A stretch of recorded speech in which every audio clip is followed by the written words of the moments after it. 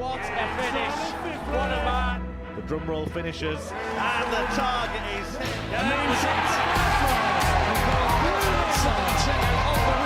And it comes on finals night, and it's a knockout push. Dirty Harrison! Van Velzen!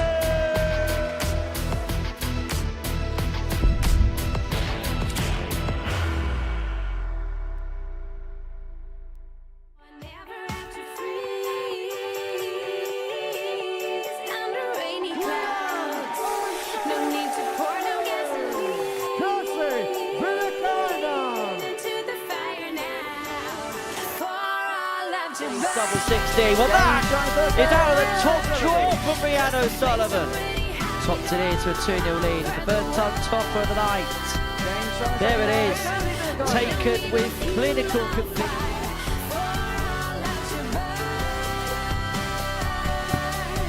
Takes it out superbly, Gulliver. To wrap it up with a ton-fun check-out. Games on the first day. No, brilliant dance there from Vicky, taking out the 91, but And he's going to get a match start at 8-8 and only needs the one match start at 8-8. And Gemma Hayter returns to the top of this Group A.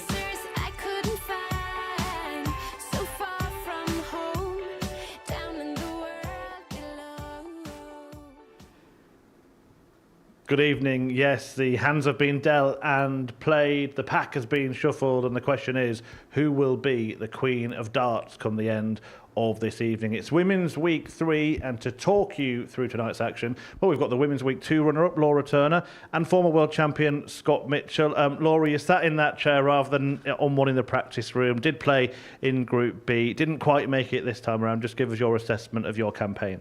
Yeah, I've thoroughly enjoyed coming back. Obviously, you know, it would have been lovely to obviously be playing tonight, but the standard of the group that I was in was absolutely unbelievable. I obviously had the two former kind of champions for Women's Week in Rhiannon Kersey, Lorraine Winstanley, Lisa Ashton, you know, 4 times world champion. So, you know, the odds were stacked against me slightly anyway, but, you know, hopefully made a good account of myself and, like I say, thoroughly enjoyed the experience again. Yep, some good moments as always, but we're delighted to have you with us, particularly Scott, who'd have been in commentary on his own tonight. Scott, what have you made of the week as a whole? I think it's been super for the women's game. I think we've seen it evolve over the last few years, and now we're seeing the 3rd edition of this week here, and I think it's well deserved for the ladies because there are a lot more ladies doing that standard now, so they can come here and show the world what they're doing. Certainly can. 12 of them came here, 6 remain fighting it out to win the title this evening. Here is who's in contention. Gemma Hayter returns for her 3rd Saturday campaign at the Live Lounge. The reigning WADC Tour champion looks to pick up her first Women's Week title. Rhiannon Sullivan raced to the weekly final with a minimum of fuss after an impressive Group B campaign. The rapid Welshwoman will be looking to pick up her 2nd Women's Week title tonight. Reigning Women's Week champion Kirsty Viinikainen seeks to retain her crown at the weekly final this evening. Will her flashes of brilliance enable her to do the darting double? 4-time world champion Lisa Ashton is into her first Women's Week finals night. Can the Lancashire Rose rise to the occasion and claim her first Super Series crown? The vastly experienced Vicky Pruim has never failed to qualify for the Women's Week final in 3 attempts. She'll be hoping to go a step further tonight. And Trina Gulliver has won nearly every title in the sport but is yet to lift the Super Series trophy. Will the Golden Girl be crowned the winner of Women's Week 3? And here is how they got there. Gemma Hayter winning Group A on Wednesday. Last night, Rhiannon Sullivan, Kirsty Viinikainen and Lisa Ashton coming through Group B. And Vicky Pruim and Trina Gulliver coming through Group C in the afternoon sessions this week. We'll start with the Group A winner, Gemma Hayter. Last time she was here, she had a little injury, a little niggling injury. She went into this match with Kirsty Viinikainen as a straight shootout to win that group. And I guess, Laura, that's a really important win for her because it gave her 2 days off, which could be the difference for her this week. Yeah, I think she attributed the kind of shoulder injury and the pain that she had last time she was here because she is a massive practicer. She was doing marathon sessions. I was watching her on TikTok when she was doing them. So, yeah, I think where she's still recovering slightly, you know, hopefully we haven't seen much of a reoccurrence for it, but those 2 days off are really important, especially if you are struggling slightly with an injury. And when you go into that position, race to 3 legs, win this match and you're through, it shows a lot, doesn't it, to go and get the job done? Yeah, it's extremely difficult because you don't get a lot of time for mistakes. Any mistakes are usually jumped upon by your opponent. So the shorter format makes it much more difficult. And like you say, there's no leeway. So, yeah, even more impressive, not only for your confidence, but when you come through it, it's a good feeling. Absolutely is, and that's how tight it was in the end. Level on points with Viinikainen, but winning it on leg difference. Lisa Ashton in third went into Group B. Trina Gulliver, Kirsty Hutchinson and Paige Pauling would go into Group C. Let's talk about Viinikainen. Of course, she is the defending champion. Having that disappointment of losing that game, but then bouncing back in Group B, what does that say about her? Yeah, I think it's a testament to not just mental strength, but that darting ability. We've seen a real raising of the standard from Kirsty in terms of just having that continuity and performance levels that they're so high. But yeah, she's obviously come into it. It would have been disappointing because actually up to that point, Kirsty hadn't lost to Gemma and just lost that very last match. But it just shows the resilience that she's got and the player that she is. It's a strange scenario tonight because we've kind of got two defending champions. Rhiannon O'Sullivan won Women's Week 1, couldn't come back to defend her title in Women's Week 2. Kirsty won that.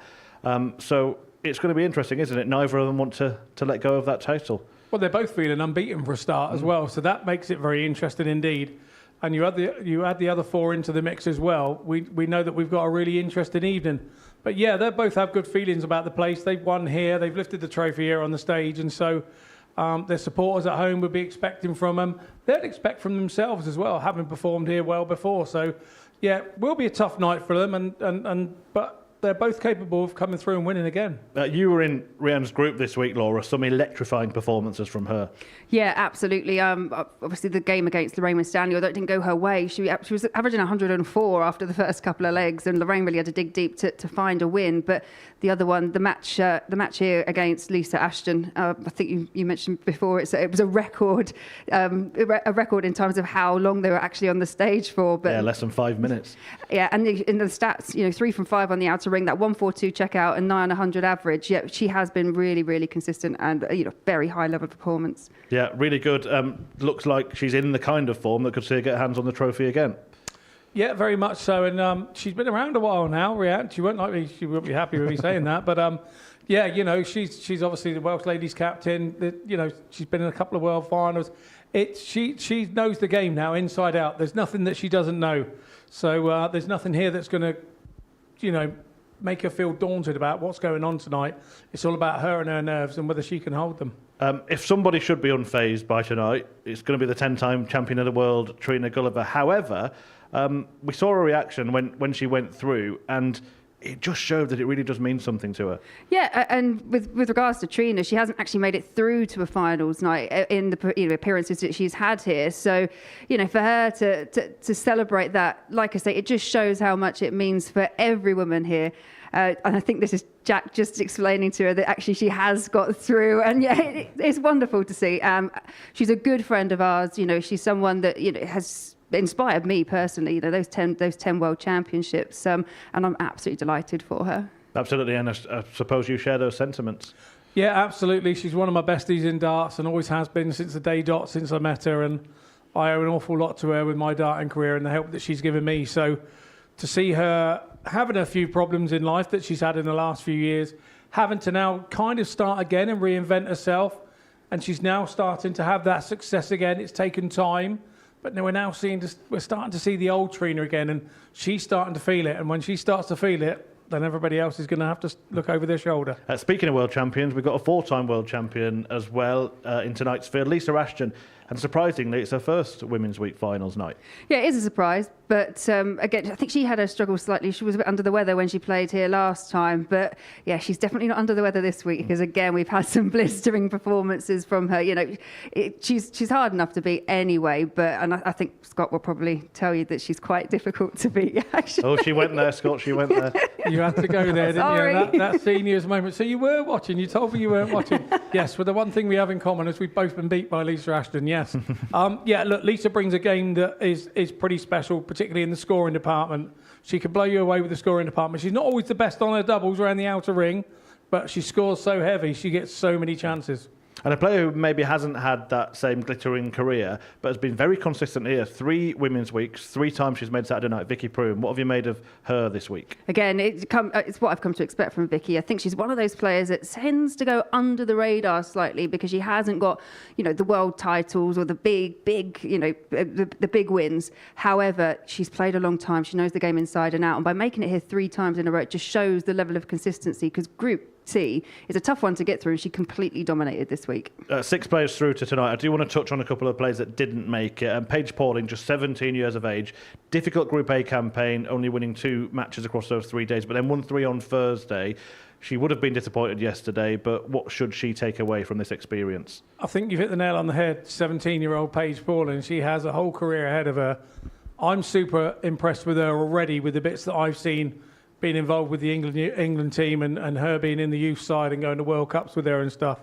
The fact that she's here as a 17-year-old against some of the best ladies in the world who have got some of the most experience in the world, she would have learned from this week, and it will serve her well in the next few years. We'll be talking in 5 years' time going, do you remember when she came to the Super Series and didn't get through to the final? You're having a laugh, aren't you? Because she's going to be one that's going to be regularly winning stuff as the years go on. Yeah, watch this space. Kirsty Hutchinson, Laura, she has been struggling with dartitis. She spoke about that. Actually held 4 darts. She held a spare dart in her hand to try and counter that this week. You'll be able to see that on the screen there. What do you think about how she sort of displayed what she can do and worked through that problem this week? She is an exceptional player, and as you mentioned, she has got the struggles of the dartitis at the moment, and anyone that's had that, they'll have full empathy and sympathy for Kirsty. But I think she made a great account of herself. She's here on debut. We've seen some really good highs, and when you are struggling as a player, to get up there and actually try and perform, and then actually to perform as well, I think she should be super proud of what she's done here this week. Yeah, full credit to her and all 12 of the players in action, but 6 are left, and here are the groups that they've been split into this evening. What really stands out to me is the difference in pace that we expect from these groups. So all of the rapid players, Laura, are in Group 2. Yeah, and I think that'll be conducive for some really good matches, because when you play in someone that plays a similar pace to you, then it does lend itself to getting the best out of your game. But yeah, I think Group 2 especially, blink, don't go and make a cup of tea when these girls are playing, because blink and you'll miss it, because it will be quick. Yeah, your kettle won't boil quick enough. No. There's no chance. Look, Scott, I'll give you the slower group. I don't know why I thought of you for that one, but Group 1, let's have a look at it again. Tell us which players you expect to be going through from that. I think we've got to look at Gemma. Gemma's sort of like the name player. I know she hasn't been backing around very long, but she really has performed well here every time she comes here.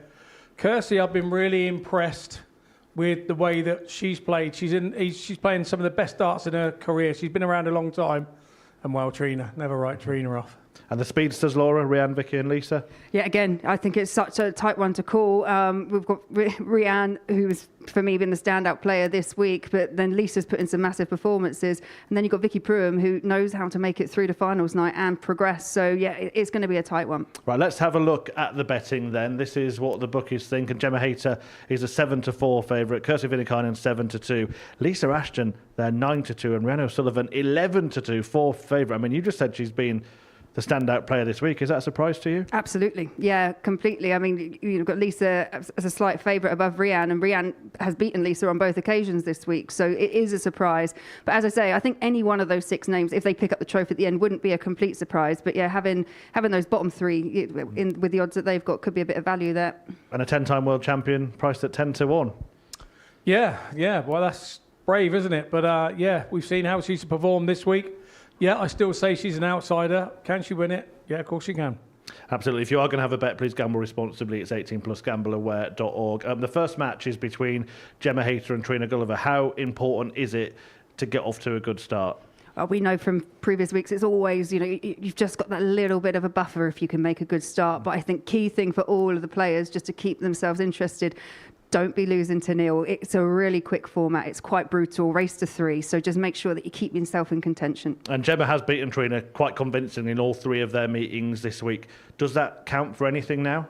It can be a monkey on your back. You've beaten somebody all week, and then you go up there and on finals night, and they can get you. That one time that they need to get you, they've only got to be 1 dart better to win a match. So why not be the first one? So she will have that.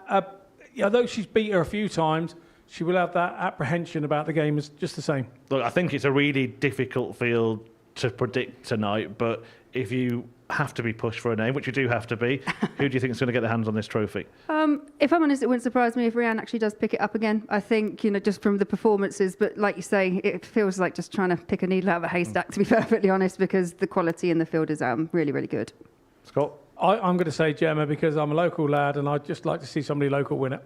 There we go. Well, at least they've given us an answer. Right, the first match is going to feature Gemma Hayter. She's taking on the 10-time champion of the world, Trina Gulliver, and I spoke to both earlier tonight. Trina, here you are at finals night, the first time you've made it. Just sum up how it felt when you realised that you were going to be playing tonight. I was very surprised, actually. I wasn't expecting it at that point in time. And when Jack Garwood said, congratulations, you're through. And I went, oh, right, OK. So I'll give it large. How would you assess the week overall? It's been tiring. I've enjoyed it. I started off well. Monday was good. And I've tended to fade a little bit on the Tuesday, and Wednesday was a bit of a disaster. But Thursday I had another good day and managed just to get over the line on the Friday. And obviously nowadays we see you here at Super Series as a commentator. You've actually mixed up those duties this week. Yeah. That must have been tiring. How have you managed to sort of separate the darts from the commentary? Yeah, I mean, I love doing both, but it has been a bit difficult. It's, like you say, tiring, but yeah, I've enjoyed it still. How much of an ambition has it been for you the last year or so to make it through to a Saturday night? Yeah, I'd love to. Yeah, I've been trying obviously the previous times, and just hasn't happened for me. But I've been more consistent this time, this week, so it's obviously paid off. Look, you're a 10-time world champion. You've won pretty much everything there is to win. But what would it mean for you at the end of this evening to be standing on that stage with the trophy? Oh, it'd be great. Absolutely great. Is it heavy, the trophy? We can give you some help. Okay, right. No, it would be great. Yeah, Brilliant. Absolutely love it. Good luck. Thanks for talking to us. Thank you. Gemma, it's here, finals night at Women's Week. First of all, just give us your reflections on that Group A campaign earlier this week. Yeah, it was a really tricky one. Obviously, Monday I felt good, winning 4 out of 5. Tuesday wasn't very good for me personally. It was obviously went right down to the last game, so I was very fortunate to be here tonight. Obviously, last couple of times you've been here and had full weeks, we've seen you have a bit of an injury problem. Was it a real sort of relief to get those 2 days off? Yeah, definitely. The injury I think has subsided. Touch wood. It's not really reared its ugly head. So yeah, hopefully I can keep that at bay tonight. And in terms of tonight, the two former champions are both in the field, but what would it mean for you to add your name to that roll of honour? Yeah, it'd be brilliant. Like you said, I think it would be interesting if there's 3 different winners. Like that's what ladies darts is about. I know obviously you've got the big players like Bo and Fallon, and obviously Lisa's here tonight. So yeah, I think it would be huge. Yeah, and all those players have played in Women's Week, so it's not like they haven't been beaten and someone else has beaten them. But the array of players that we've seen this week and the 6 we've got tonight, what does that demonstrate in the women's game? Yeah, it's just like I said all week, it's just the strength and depth, and that is coming with the women, and the standard is getting better. I mean, especially that Group B, there were some huge averages there, and there were consistent averages as well. So, I think it's all positive signs. And also, just doing it on your doorstep, how special would that make it? Oh yeah, that's a big one. So I know quite a lot of my family are here tonight. So yeah, that would be huge. Best of luck. Thank you. To enter fairy tale year of return with a title, double 4. Game's on! The golden Gemma Hayter! Game's on a third leg, Gemma Hayter.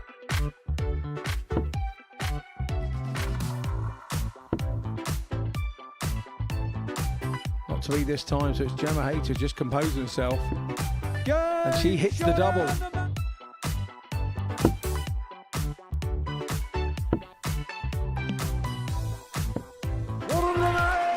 Great shot there.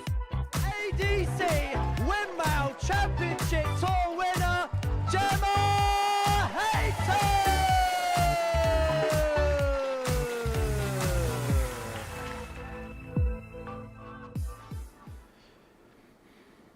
Yeah, she has had some success at the Live Lounge before, Gemma Hayter winning that WADC Tour Finals here at the end of last year, and now looking for her first Women's Week victory to go along with that nice bit of silverware she won then. She takes on Trina Gulliver, the 10-time champion of the world. Trina Gulliver MBE to give her a full title, and she's delighted to have made it through.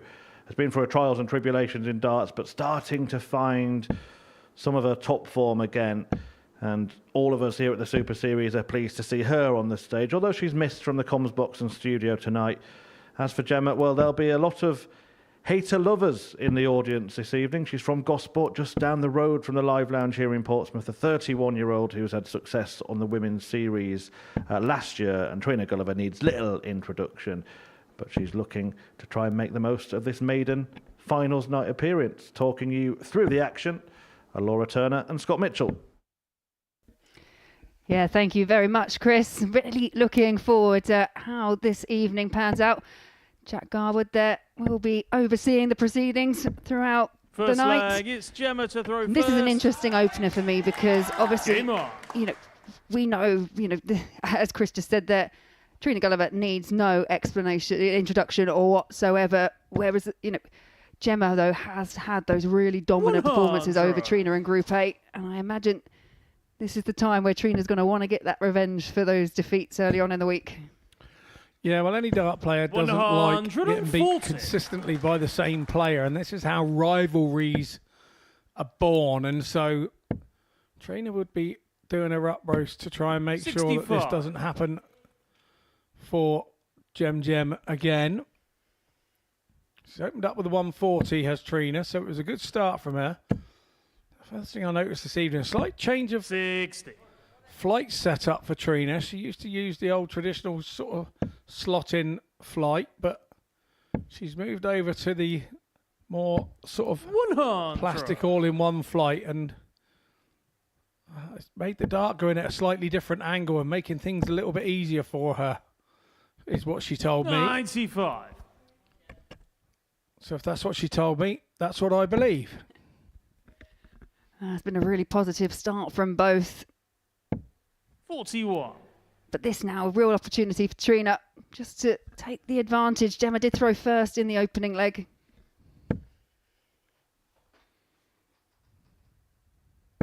$60.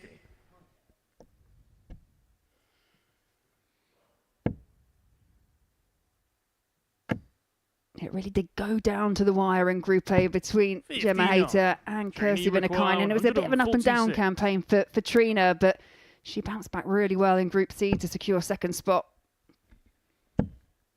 Yeah, she went super well, didn't she, on Monday, and tailed off a bit on Tuesday, 66. and then Wednesday kind of had a disastrous day. 136.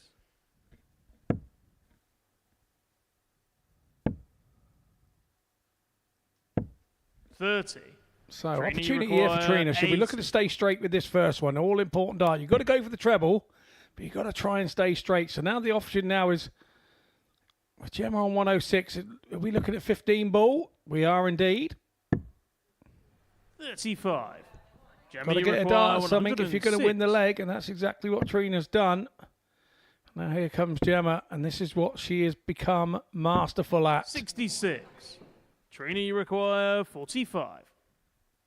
Yeah, you could see that early bit of disappointment there for Gemma, just missing the tops. And again, affords this opportunity to Trina. 25.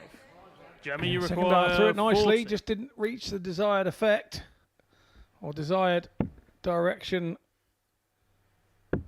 Yeah, it's on the first wanted leg. to go, Gemma but Hayter. no such problems for Gemma Hayter. She opens up and has a sort of a Second kind of leg, chancy it's Trina holder to throw, throw really, first. for me, that one. Game on. But it's the first leg of the evening. It is always difficult being the first players up there on the evening. 85.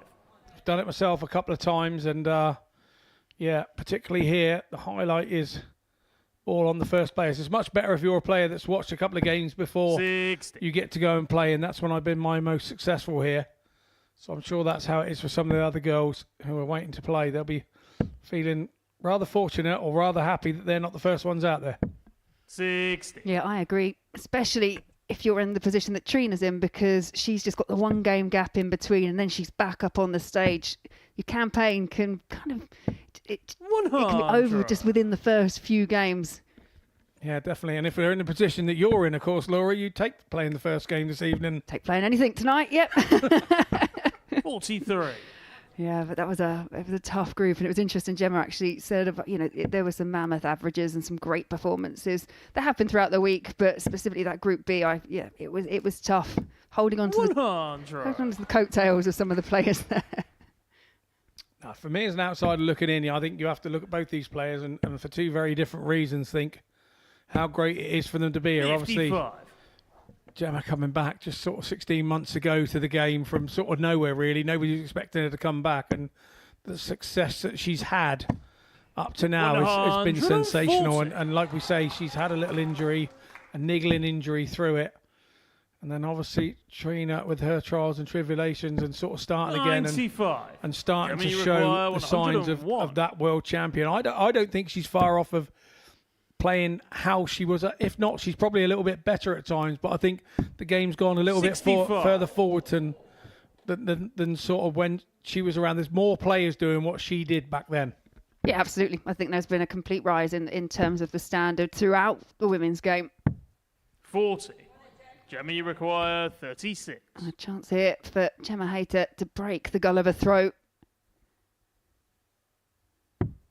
Game's on the second leg. Break it, she does. 2-0 to the good. And this goes back to what we were talking about now, that even if the game does go the way of Gemma, it feels quite important for Trina just to get a leg or two on the board, just stay in contention. Yeah, and the unfortunate thing with her, she had a little chance there in the first leg, didn't she? To sort of nick one, and then kind of got overhauled on. I was trying to lip read what Steph had to say there. 100. Yeah, Steph not looking overly impressed about being on the big screen, but herself, once a formidable player, doesn't play the game anymore. 100. Made a Lakeside semi-final herself back in the day. I remember her wearing her Hampshire shirt on the Lakeside stage at the Women's World Championship. 60. And the other thing we have to mention about Trina is obviously the first women's dart player to receive the honour of the MBE for the 45. sport, which is, again, absolutely fabulous. Fallon has obviously had that honour bestowed on her as well for her, what she did at the World Championships, the PDC World Championships, and beating the guys over there. 40. Both well deserved. Yeah, Trina now in a little bit of trouble in this opening match. 108. That is just going to add to it as Hayter finds the first maximum of the match.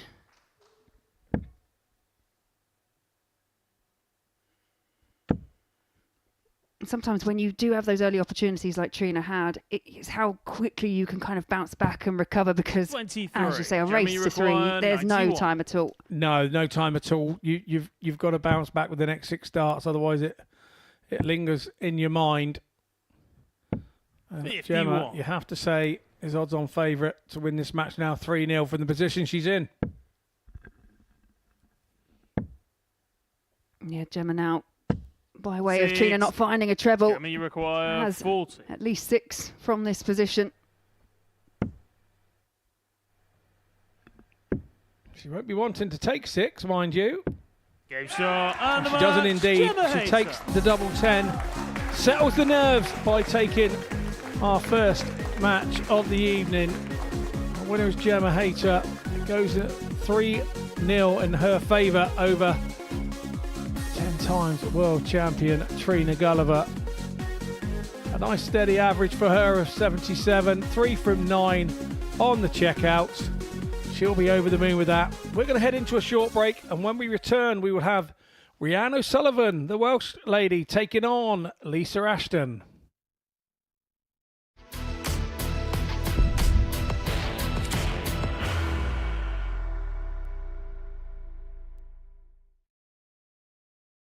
Are you ready to lift that trophy, Darius? Yeah. Let's do it then. Ladies and gentlemen, your Modus Super Series 9 champion is Lucky D, Darius Labanowski!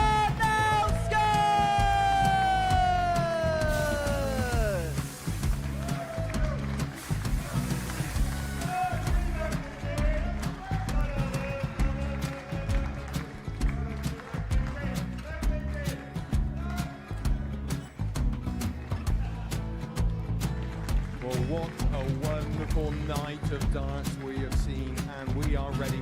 Our champion is ready, and it's trophy. So receive the trophy. £25,000. The new Modus Super Series champion, the Terminator, Marvin Van Velzen.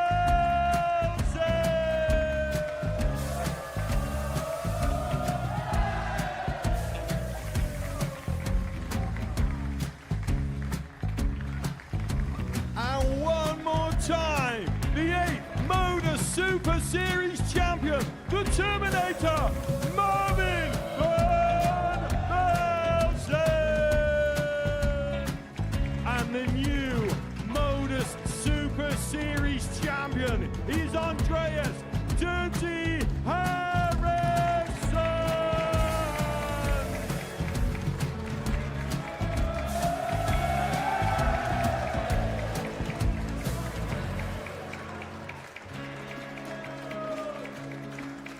And one more time, the 7th Modus Super Series champion. Give it up for Andreas Dirty Harrison. The moment we've all been waiting for. Would you please show your appreciation for your Series 6 Modus Super Series champion, Scott Taylor.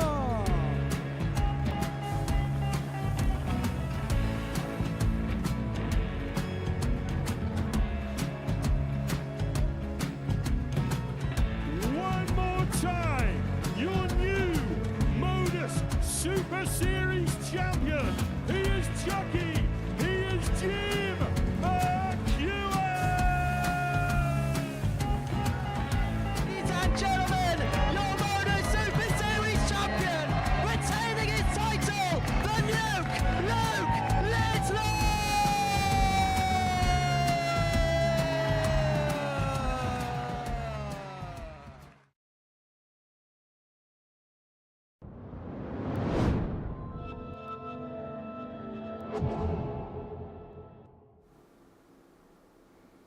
Welcome back to the Women's Week finale here at the Modus Super Series, live and free on Pluto TV. And before the break, it was a perfect start for Gemma Hayter, a 3-0 win over Trina Gulliver, and Hayter is almost in the semi-finals. We're going to turn our attention now to Group 2, where Lisa Ashton and Rhiannon O'Sullivan will do battle, two quick-fire throwers who I had the pleasure of speaking to earlier tonight.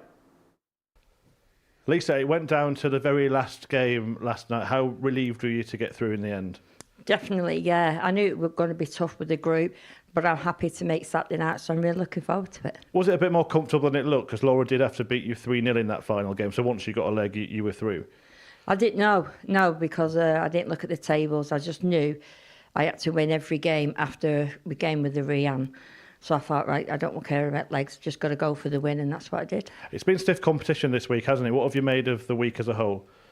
It's really tough, yeah. It just shows every part, like the first beginning of the week, and there it's very hard because there's no easy game. So you just got to play your game. Hopefully, I can do tonight. And you're someone who's won most things there is to win in the game, but not a Super Series title here yet. The two former champions are in the field. How much would it mean to you to add your name to that roll of honour? Oh, yeah, definitely. Yeah, I would love this on my CV with everything else I've got. But it's going to be hard, so I'm going to try my best and hopefully I can add this to my collection. Best of luck. Thank you. Thank you. Rhiannon, you got the job done quite early in qualifying for finals night. Just sum up how you think it went for you the last couple of nights. I think it was a good thing I did do it on Thursday night. Because Friday, I think everybody raised their game massively, and it was a pleasure to be involved in such high-class games, to be honest. I don't think I don't feel like I did much wrong, but losing 4 out of the 5. So, but I think I've got to take the positives out of that.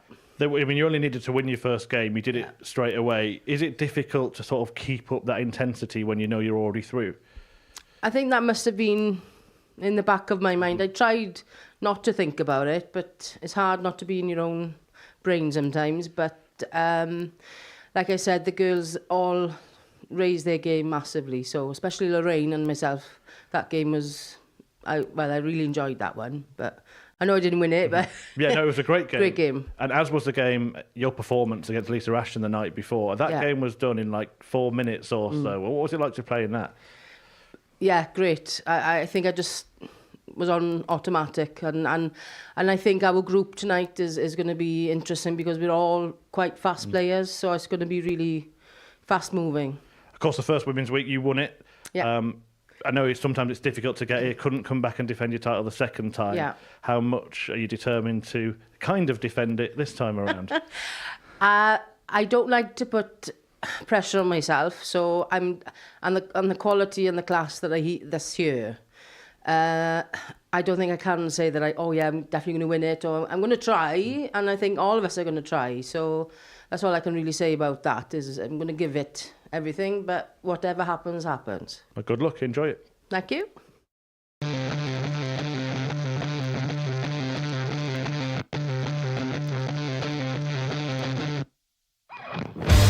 And Rhiannon O'Sullivan seals her 5 out of 5 for the day. Drowning my sorrows, turning to joy. Joy for O'Sullivan. That kind of gesture with the hand just makes me think she's happy with the throw. But Rhiannon O'Sullivan most definitely will be happy with that. 60. It is ball left. You are right, Rhiannon. You are so right, Rhiannon.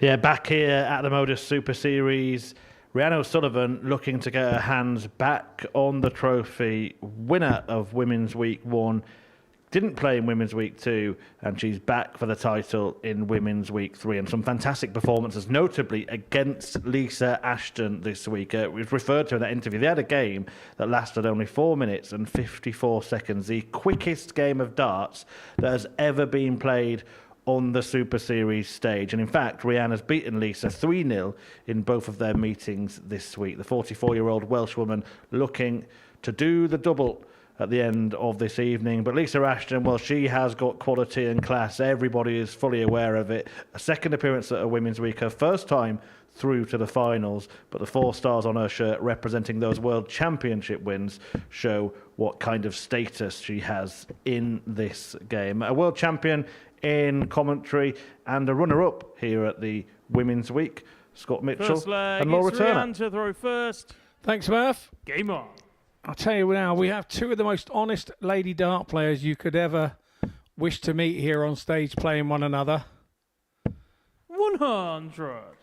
Rhiannon O'Sullivan has done so much within the Welsh ladies darts scene. 100. She really can be a delight to be around, and she's Welsh ladies captain and leads the team with so much pride 55. You wouldn't believe. And in turn we have Lisa Ashton, the former England international, who made our debuts around the same time, and 4 times world champion is what she'll always be known for. But 100 for me, plenty more in the tank from her. And it's the first 180 of the game from Rhiannon O'Sullivan, and that's kind of what we're expecting from this one. A fast-flowing, high-scoring encounter. Yeah, and both players off to a good start here in game number 2. First game of Group 2. Pair have met each other on a couple of occasions in Group B. Both of those matches go in the way of O'Sullivan, including that 98 average in the 4-minute game from the duo. 86. Lisa, you require 116.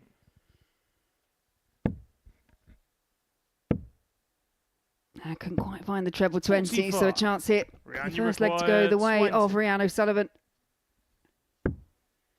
Nicely taken. Opening leg done in 16 darts and a minute and a half. We're on track for another quick one. Yeah, we are indeed. So if you've got any stats, you better get them out there a bit smartish, because I think the game will be over if we're not careful. I've got one. Lisa's been averaging about 85 for the week. And Rhiannon has been averaging about 80. So That's the biggest difference in the pair of them. There's nothing between them. 31.9% for one and 32.1% in the other on the doubling out and the finishing on the outer ring. So, you know, it's finals night. Both these love playing finals 60. and being part of the big show. And they've been there before, done it before. And it doesn't surprise me that they're going head to head here 45. and toe to toe. These are the games that people want to see. And when you look at the 6 ladies we got here, and obviously there's a few that have missed out as well. There's a few that weren't here, maybe. You know, you're looking at Mikuru, Suzuki, Fallon, Bo, Dieter Hedman. You could just reel them off of ladies who either were unable or what for whatever reason aren't here. And the ladies' game is in such a good place at the minute. It really is. 139. Yeah, I really do agree. And this is a great response by Lisa Ashton. 21. And that's something that's happened to Rianne quite a few times. She throws with so much accuracy off the first one that she has had quite a few fall out. Game shot on the second leg, Lisa Ashton. Yeah, some tidy response there from Lisa. 14 dart, hold a throw. Third leg, it's Rianne to throw first. Game on. Yeah, Rianne had a couple of darts at a double first leg and hit it with a second. 45. Lisa Ashton, a little pop finish for 62, treble 10, double 16, and she sits there on 100%. But like I said earlier, she does score well and offers herself lots of opportunities. 100. And that's sometimes why you see that Lisa's doubling percentage is not maybe a relevant stat of how many darts she's had at doubles, because she scored so well to get there. So yeah, I'm sure that if she didn't get there quite so quickly, she'd get out quicker because she tends to do that as well. Yeah, I do agree. Like I say, both of us have been on the sharp end of Lisa's darts over the years. 140. Yeah, she got in front of me at the World Seniors. I put her foot on my neck and never let it go. She just had me pinned to the floor. 140. And by the time I started playing well, she was already there. She was doing the same, so... 140. Rianne, you require 156. Yeah, back-to-back 140s there for Lisa Ashton. Puts her in a really strong position. 100. Lisa, you require 72.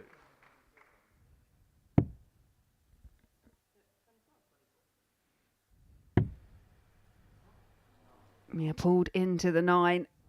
Just that bit of hesitation there, which probably upset just the fluency of the throw. 64. Rianne, you require 56. So an opportunity here to hold. Game shot And she takes it. And that's the one thing I've noticed with Rianne over the years. The thing that she's tidied up on is her finishing. Fourth flag, it's Lisa she's to throw very good at her first. finishing now. Game Where on. probably in the earlier part of her career, that was probably the bit that let her down. She always got herself opportunities. 57. It's not what you'd call an orthodox style of throw from her, because it's sort of put the arm up and just push it through. It doesn't come back 97. on a back throw and then release through. It's kind of up and then pushed away from her hand. And it's whatever it is, it's very accurate for her and it works for her. Yeah, she does use it to good effect. I just say, the most capped female player for Wales, current captain. And many years left in her in the Welsh international squad as well. She doesn't look like relenting anytime soon. No, absolutely not. And when you can play to this standard, why would you? 100.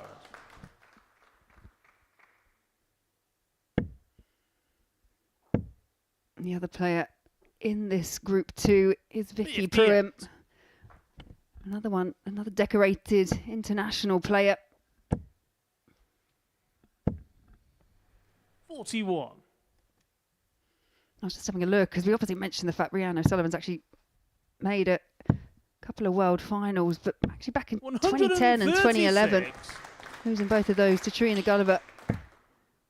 Just a testament to kind of how long she has been in and around the sport. 85. Lisa, you require 130.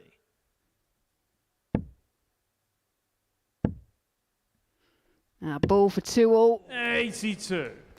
Rian, you require 118. So go treble 20 first. 18 now. She's going to get one dart at it. Game Oh, shot. and she only And needs one dart at Rhiannon it. Sullivan. What a superb 118 finish to win that match from Rhiannon O'Sullivan. Really showing her class there. She wins that one 3-1 over Lisa Ashton. Knew it wasn't going to take long. About 7 minutes that game for those legs. And there's your averages. 80 for Rhiannon O'Sullivan, 90 for Lisa Ashton, but it was O'Sullivan that got the darts at the double first. We will head into a short break, and on our return we will see Trina Gulliver once more taking on Kirsty Viinikainen.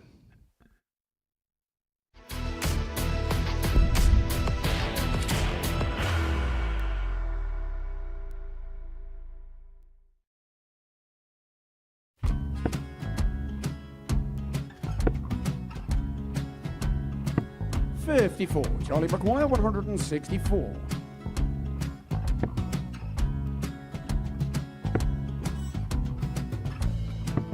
$44.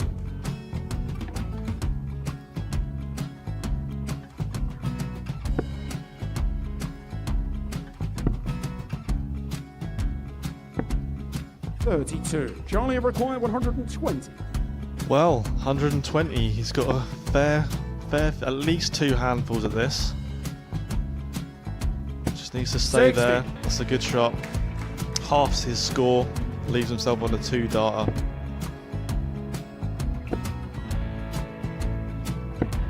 $26. Charlie Time on his require side 60. to become back-to-back singles champion.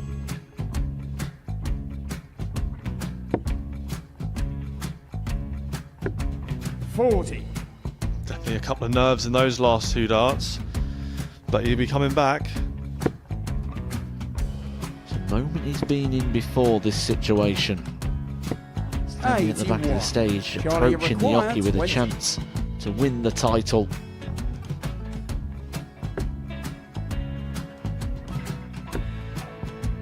He did this to win the first title, if you remember. 11. I think he's gone. Georgia I think he's gone to 118. bust it, maybe. The first title he won, he wanted 20. He went 6-7-7 to win it. He had a chance to replicate it again. Yeah, I get the feeling that was for a bust, and 39. on that situation there, George Gay wasn't even 9. able to take it out going to the 18s on that switch. Yeah, I think he just panicked a bit, but he's done well to get that big one. Sometimes can be the hardest part. Georgia requires This is it. 79. It's got to be 19s. It's got to be 19s for this shot. Big 20 and a double. He's got the first one. He's going to get a match dart here.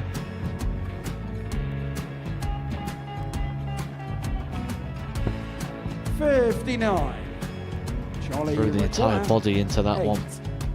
Just didn't want to let go of the dart.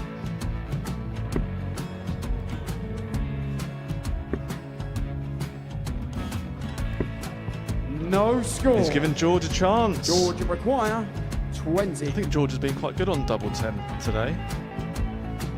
So many opportunities for Charlie Murphy. Got Couldn't get the job it. done. Got it, the match! And the Red Dragon George Modus Skate. Super Series Influencers Champion, George Skate!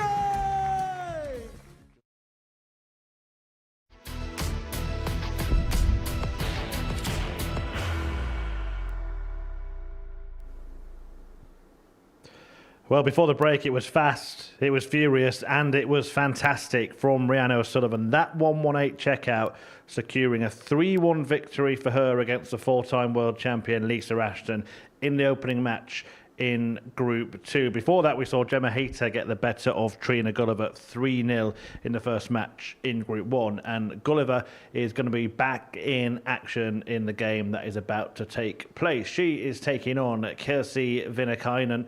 And the Finn, well, she just needs one leg to qualify Gemma Hayter. I had a little chat with Kirsty before she gets her action underway. Kirsty, defending champion, and you're back here at finals night.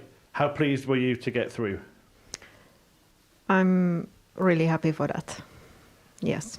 And when you won it last time, how big a moment in your career was that? It was a huge moment. That meant quite a lot. Yes. And you've had some more success since then as well, winning on the Women's Series, for example.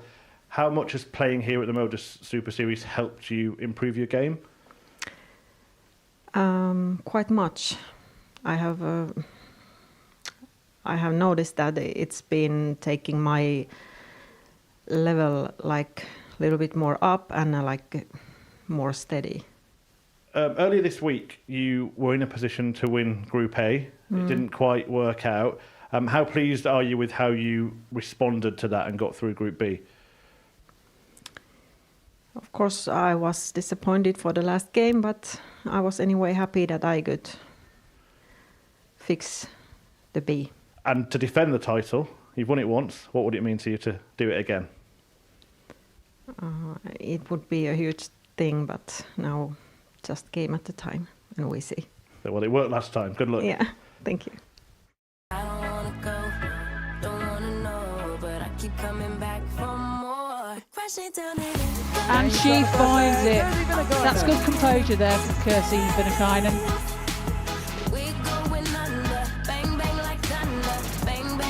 Topped it into a 2-0 lead. It's the first time topper of the night. There it is.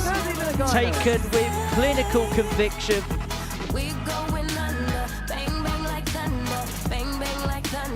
Double 19. That is absolutely magnificent from Kirsty Viinikainen.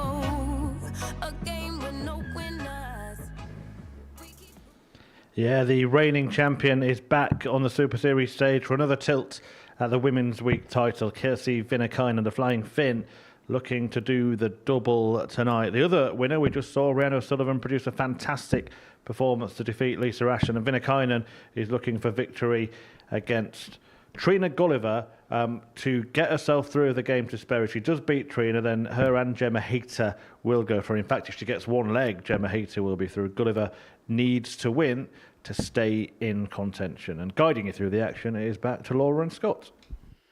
Yeah, thank you very much, Murph. And as you heard there, those are the permutations. This is, for Trina Gulliver, a must-win situation if she has any opportunity of progressing through to the semi-finals. But she has got a tough task on her hands, Scott, because Kirsty Viinikainen has been very, very consistent throughout this week. As mentioned, narrowly missed out going through via the Group A route. Found herself in Group B and put in some absolutely fantastic performances. Yeah, she definitely bounced back, didn't she? And it's very easy to get sort of dismayed. We see it here quite often, First week in, leg, week out. it's Somebody Trina to doing throw really, really first. well in Group Game A. on. Just fails at the final hurdle and then never really gets over it. Whether, you know, when they drop into Group B, it just doesn't work for them. And she didn't allow that to happen. And yeah, bounced back quickly. And I've been impressed with her the last sort of year, I think. Kirsty is one of those that's been around for a fair while, you know, without being rude. You know, I've been around as long as I have. And 60. It's in the last sort of 18 months or so, we've seen a new sort of vigour from her, a new style of game from her, where she slowed herself down a little bit. She's now throwing every dart like she means it. She's throwing them as individual darts as such, so rather not three at a time. But the thing I look at the stats and I notice about her is that her doubling stats are way above some of the other players. And 41. So it's not about her scoring or anything that she's improved. It's what she's improved is that finishing ratio, and she's getting out sort of one, you know, around that 33% is a bad day for her because she's usually at around 40%. Yeah, I was actually chatting to her when we were in the back room, you know, in the practice room, and she was saying how she has really worked on the technicalities of her throw. You know, this is all very, she's done this very consciously. She's kind of slowed down that game. She's made sure that she's throwing every dart the same, trying to replicate the pinpoint accuracy that we have seen from her, because she's been a dominant force, but very much in the kind of Baltic region, so winning things in Estonia, Finnish, the Latvian Open, Tallinn, Vilnius. And again, another player that is very big on the international scene, representing Finland as well. So, but like you said, just these last 18 months, coming over, playing now on the PDC Women's Series. She's relatively new. She's only been doing it for the last 12 to 18 months, but already picked up a title this year. And it just shows the progression and the consistent levels she's now finding. It's playing at that higher level, 64. Isn't it, on a more consistent basis? And I suppose the only way we can explain it in the UK here is it's like being that guy or that lady that wins your local singles league every time that it happens, or your local league singles every year that it happens, and 45. Then you step out of that sort of comfort zone and you try a broader field and a broader spectrum of players, and that's what Kirsty's done, and she's gone on and taken her game on where she never really stepped out of that comfort zone. You would see her playing for Finland maybe at a World Cup or a Europe Cup once a year, but you didn't see her week in, week out playing the top ladies, and that's what's improved her as a player. Yeah, and I think it's one of those things that a lot of people can probably empathise with, because it's quite difficult. We know it's quite expensive, obviously, to try and play the best. Quite a lot of the tournaments are still very much UK based. So for the players that aren't based in the UK, it's a lot of travel as well and a lot of expense. But now she's found that kind of key and she's picking up titles. It's paying dividends. Yeah, absolutely. You get girls and they say, it's a 4-hour drive from where I am to get to it or whatever, and we go, hang on a minute, some people have got a plane, train and an automobile to get there, the likes of Kirsty and any of the foreign ladies. And then if you want to ask Mikuru Suzuki, it's another different thing for those guys again. So, it's not that bad a drive if you're in the UK and you get an opportunity and you can manage to go to a couple of these. Come on, ladies, let's get you there and see what you got. It'd be great to see you there. Chance here for Gulliver, not one she's able to convert. No score. And busts with the last. He requires 68. Yeah, nothing to say there really, is there? That's effectively turned the throw. That mistake has turned the throw in Kirsty's favour. And this is the bit she's been brilliant at. 28. And almost. Trina, you require 90. Breaks Gulliver's heart here in the first leg. So Trina needs to stay straight here. Okay, she's gone the other route. I'd have fancied 20-20 and a dart at the ball for me. Yeah, absolutely. Confidence, she thought she was going to hit the 54, but board management, I think she needed to go 20-20 worst case scenario there and get a dart at the ball. 40. She can't win a leg without having a dart or something to win it. 40.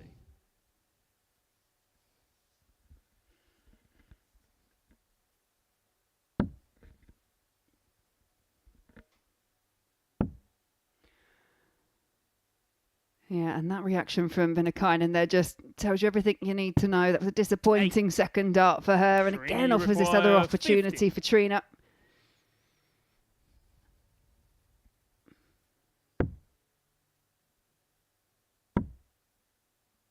Should be a good marker. 11. And a bit of a deflection, and it was almost the same hole that Viinikainen found the throw before. I was just about to say the same. Yeah, it was.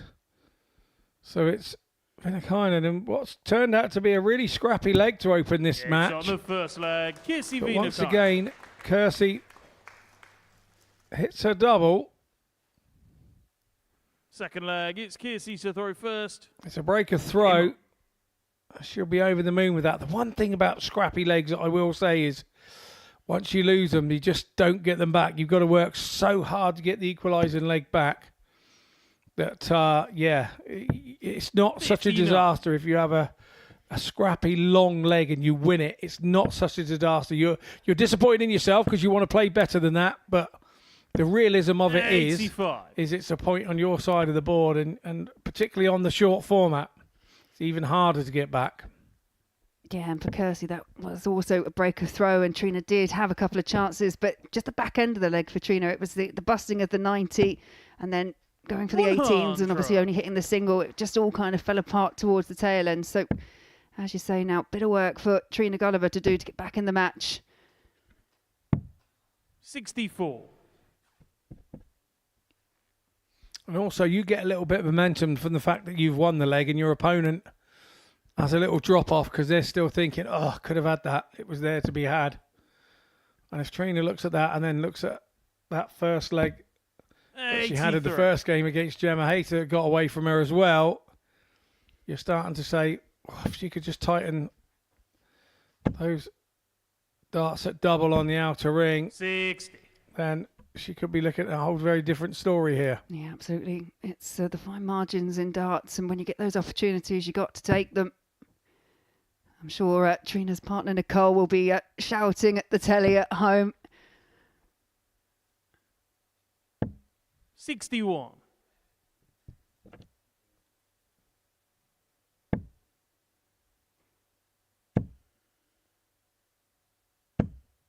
These are the moments in a game where you don't need to panic. You're only a ton away all the time, and just one treble visit would have brought Gulliver right back in. But Kersey here, 78 left. She'll go across treble 18, surely. 138. Clever play. Went to make sure of the big 18 rather than drift into the 1 off 4. And once again, the 10-time world champion. 41.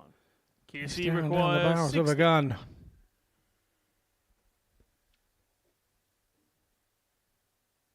Yeah, no panic here from Viinikainen, and she is that cool, calm and collected character. 20.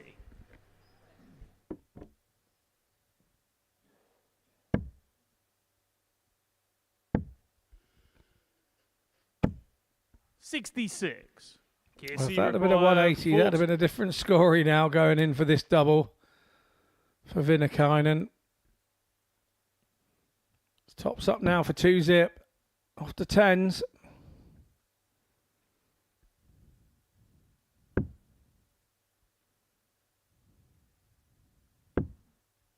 She quite clearly has a routine of where she stands for 10s because it's a different position for tops.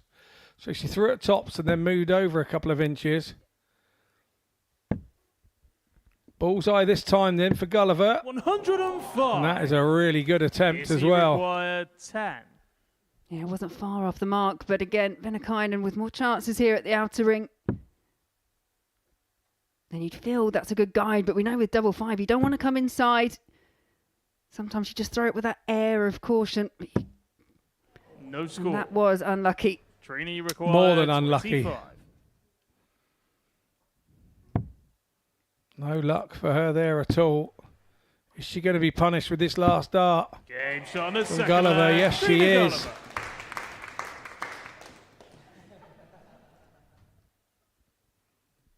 Third leg, it's Kersey Trina to would be throw feeling first. really unlucky with that Game double 5. She was all over it with all 3 darts. They weren't badly thrown darts. Just didn't find the desired location she was looking for, and 40. she'll be feeling down on her luck. If it was raining soup outside, knowing her luck, her bowl would be upside down. Yeah, by way of Kersey Viinikainen winning that leg, it does send Gemma Hayter through, regardless of the 81. outcome of the last match.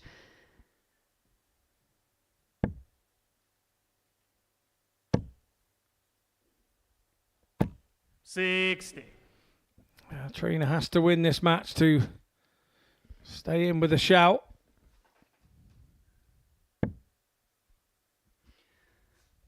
If it does go the way of Trina Gulliver, then it does put Kersey Viinikainen actually then in that difficult position that she is in a must-win situation to beat beating Gemma Hayter.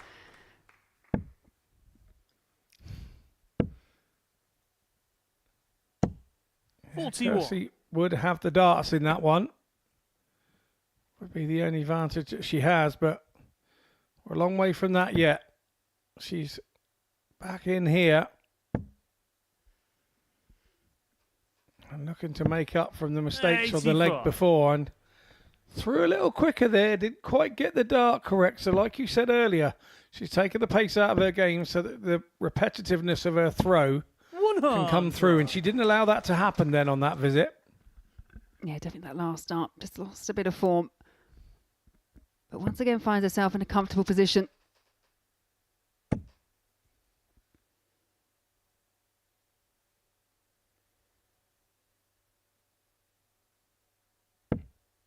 81. This one has not sort of took off with the blue touch paper, probably because of the relevance to the match. Gulliver can't afford to lose it. 60. Kersey require Kersey 114. sort of really doesn't want to have to go into that game with Gemma Hayter having to win it. So for two very different reasons, this is an edgy game. Yeah, and also when you're playing on Saturday, you're obviously playing in an empty room throughout the week, and Saturday does have that different dynamic where it's a 74. bit more like knockout darts. I know you have the small round robin, but it does feel much more cutthroat. You want to, you're not going to get all these second chances to try and qualify through to the next round. 45. You've also got the element of having an audience here as well, so it has got a different feel to it.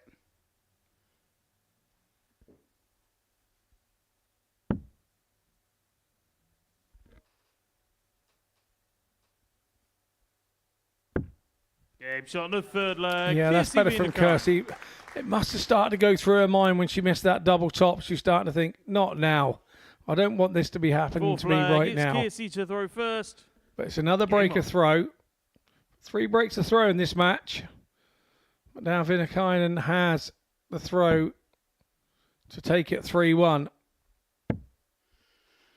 Yeah, and you highlighted yourself, Scott. What has been a really key part of Kersey's game is that checkout percentage. But 2 from 15 in this, around about 13%, and that's been the issue. 100. Yeah, and it's probably it's given Trina a chance in a game where probably she would have usually put it to bed by now.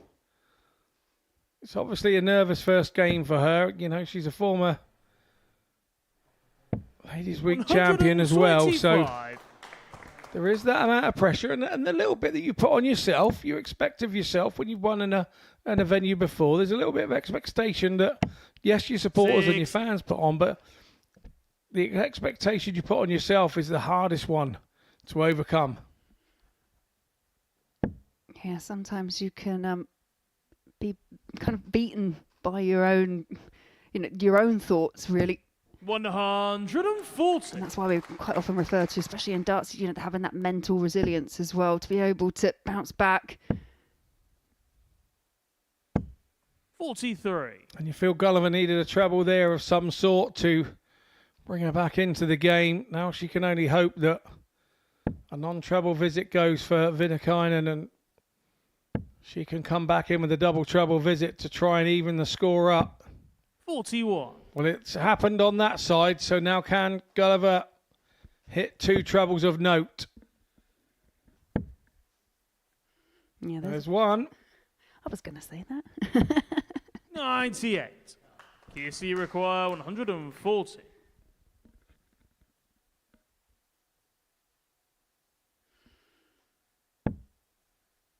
Yeah, we have seen a few 10 plus finishes from Kersey Viinikainen, but not going to add the 140. 45. Again, a trebleless visit just opens the door slightly if Trina couldn't find a 1-2 treble visit.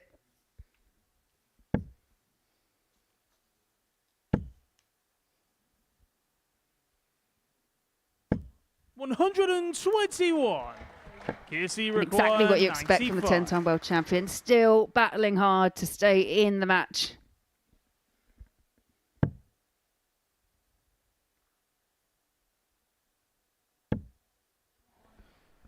That's a monster dart from Kersey. She just realigns herself, didn't get the dart up right. Takes her time. 87. Unfortunately, Trina requires unable 79. to finish the 10-time world champion off this time, but Gulliver back in for 79. Yeah, single 16. Just in there. Leaves there the ball for 2 apiece to level up the match, and it's not 54. far off the mark, but chances here Kersey for require Kersey 8. Viinikainen to take herself and Gemma Hayter through to the semi-finals.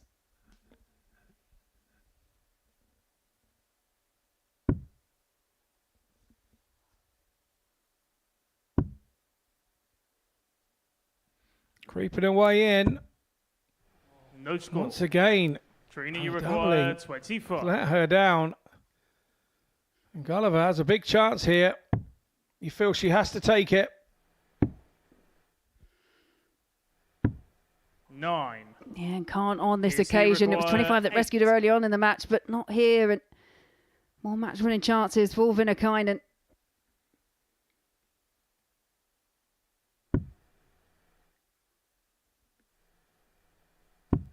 Game shot on the march. Kirsty And Viinikainen. Kirsty Viinikainen does pin double 4 in the end to get a 3-1 victory over the 10-time world champion, the golden girl that is Trina Gulliver.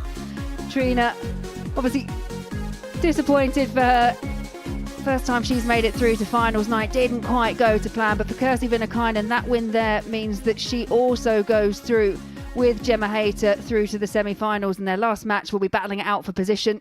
Well, we will come back after the break with the next game from Group 2.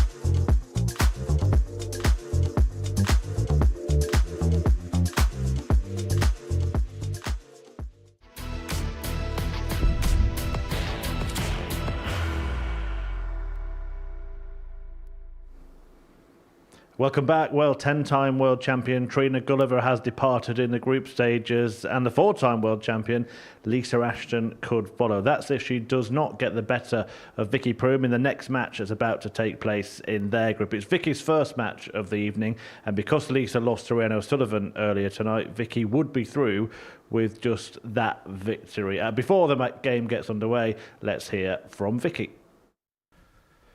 Vicky, this is familiar for you. You've made it through to finals night every single time you've been here. How proud and pleased are you to be here again? Yeah, I'm very pleased and proud of myself for doing that. Yeah, it's not easy. There is some real talent out there. So yeah, I'm I'm happy. Did a lot of the work early on in Group C, winning all of your matches on Thursday. What was it like then on Friday, just trying to make sure you got enough wins to cross the line? I didn't really think about it. I just thought win as many as you can because, like I said in the interview, you can easily lose 5 there and then you might not make it. So I just thought, don't look at what you did yesterday. Just start all. It's a new day. So, well, luckily I did get a few wins and made it through. And your previous experiences on finals night, one exit in the group stage, one defeat in the semi-final. So, I mean, it's going in the right direction, isn't it? Yeah, hopefully. Hopefully it's their time lucky, but it's a class field. It's hard to pick a winner. They're all good players, so you can only do what you can do. Try your best, and hopefully it's my turn. Absolutely. And just in terms of the strength of the women's game at the moment, obviously we see the success in the WDF, the PDC Women's Series, now these Women's Weeks at the Modus Super Series. What would you say about where the women's game is right now in general? I think it's in a very good place. And if you look at the averages, yeah, it's not like the men's yet, where it's constantly 100+ averages or high 90s, but it's getting better and better. And you're not winning a lot of games with a 50-odd average anymore, which it used to be.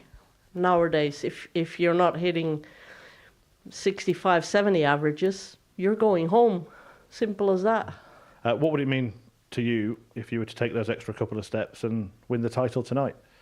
It would mean a lot, of course. It would be a nice tick on my CV to say, yeah, I won one of the Modus series, but it's going to be hard, but I'll give it my best shot. Best of luck. Thanks for talking to us. Thank you.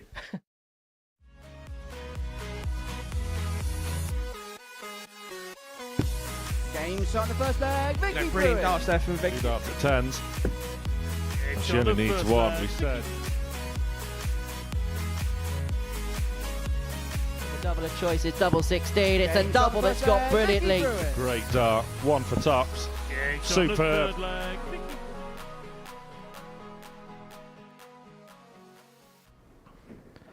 Yeah, so first outing of the evening for the Super Swede, Vicky Pruim, who is looking to book herself in the semi-finals for the second successive Women's Week. Standing in a way, though, is one of the most highly decorated players in the game, the 4-time world champion, Lisa Ashton, looking to bounce back from that defeat to Rhiannon O'Sullivan earlier tonight and give herself a chance of being in the semis herself. Vicky, well, she came through a fantastic Group C campaign, won every single match she played on Thursday and put herself in an almost unassailable position at the top of the table, whereas Lisa Ashton, well, she came through Group B in a last match shootout with our very own Laura Turner, although Laura would have had to win 3-0 in that game, and it just turned out to be a bridge too far, but the stager's loss is the commentary boxer's game. Laura is alongside Scott Mitchell. Game on. Yes, this is the commentary boxes game. Well said, Murph. I always feel for the third player in any of these groups, Laura, because Vicky's had to sit and watch the first game. So there's a little advantage that you know what's going on. You're not first up. That's okay. But then you come on a little bit cold and you play against Lisa, who has already had a game. And she gets the darts as well. 140. So it's always very difficult playing in the third place position in a group. Yep. Absolutely. It's different for different players, isn't it? Let's be fair, because some people like to get up there and just get it out the way and start the tournament, whereas other people, and myself, I would include in that, I quite like waiting just to get a gauge. It makes me feel like I'm in the tournament longer, to be fair. That's why I, come here in the commentary box, because at least I'm still here. Yeah, I know exactly what you're saying. I had that first game at Lakeside one year against Wolfie, the 12 o'clock game. And it didn't go live on the TV till 1 o'clock, and I was already in the car on the way home. Wolfie had done for me in 23 minutes. So, that's always nice when you can get him back. And I eventually got him back in a final, so that was lovely for me. But no, you feel like you're in the tournament, and a wayward one there in the double five. 101. Otherwise, Ashton was going to put the first leg on the board. Yeah, well, at least Ashton knows she's in a very similar position to Trina Gulliver was in the match before. It's a must-win situation for Ashton if she's got any chance of progressing, and that's a great start out in 16. She'll probably look back at that opening match that she had against Rhiannon O'Sullivan. Lisa Ashton performed very well, just over a 90 average, but it was just timing from Rhiannon O'Sullivan. Yeah, that 180 that finished the match for her was pretty impressive, and you have to say Lisa was sat there waiting to go, and with the best of 5, Rhiannon started the first 2 legs, so she was 2-1 up, and Lisa was waiting to go, and the 10+ finish from Rhiannon finished the game, and Lisa stood there thinking, well, if I'd had one more visit, we'd have gone 2-2, and we were going down the last. It's quite a dodgy old one there. So the 3-1 scoreline doesn't sort of reflect that game as well as it was because of that large shot out from Rhiannon at the end. So Lisa's got to get in amongst it, and I have to say Vicky's another one, as with Kersey, that has kind of been around a long time, but it's only the last couple of years she started playing and pushing these top ladies again for their spots, and it's great to see. It really is great to see. Yeah, they haven't obviously met because Vicky came in at Group C and Lisa was in Group A and Group B this week, but they have met each other over the years, probably more than what I've got recorded, but a couple of times on the women's series. Most recently, back in 24 at the British Classic, Vicky did get the better of Lisa Ashton there, but quite a dominant head-to-head record in favour of the Lancashire Rose. 89.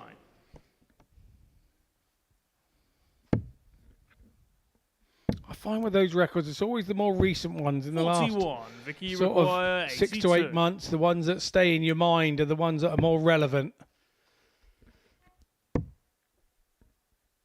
Yeah, they met in the last 32 of the women's series in Leicester. Require 142. Lisa registered a 95.5 average and a 4-0 victory, and that is the most recent one.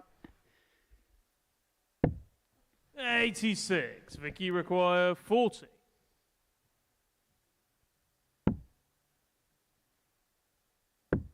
Game shot on the second leg. Vicky Pruim. It's a good leveler from Vicky. She was positive on her finishing. It's Lisa to throw first. Game on. Looked positive when she went to the board. There was no apprehension in her face. It was like, don't let me have a go at this because I'm going to get it. And that's duly what she did. Yeah, and Vicky herself, no stranger to the big stages. We mentioned before, perhaps hasn't got the accolades of the likes of Trina Gulliver and Lisa Ashton, but she's played in 4 Women's World Championships. Best back in 2002, she made the semi-finals. She definitely knows how to pick up titles.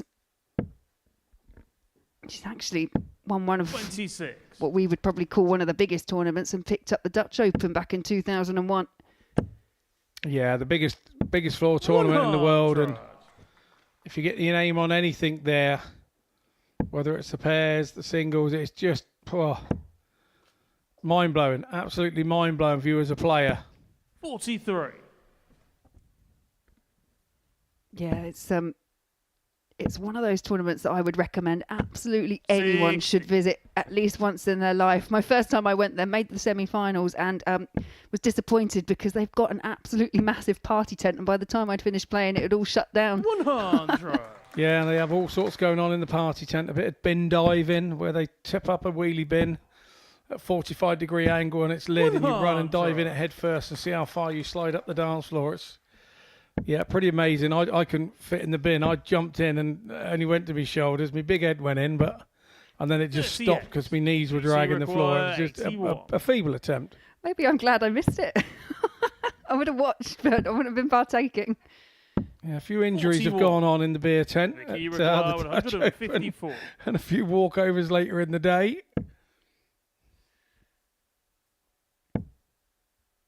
And again, a really good response here from Lisa Ashton. Require 40. Game shot on the third leg. Another Lisa cleanly taken double for Lisa. She's at 50%, 2 from 4 on the outer ring. Fourth leg, it's Vicky to throw first. Game on. Yeah, both on 50% on the outer ring, and you would think that whoever gets there 44. first is only going to need 1 or 2 darts to get out. So you've got to Try and outscore Lisa Ashton to get to the double, and that's no mean feat, I can tell you. Yeah, Lisa's another one.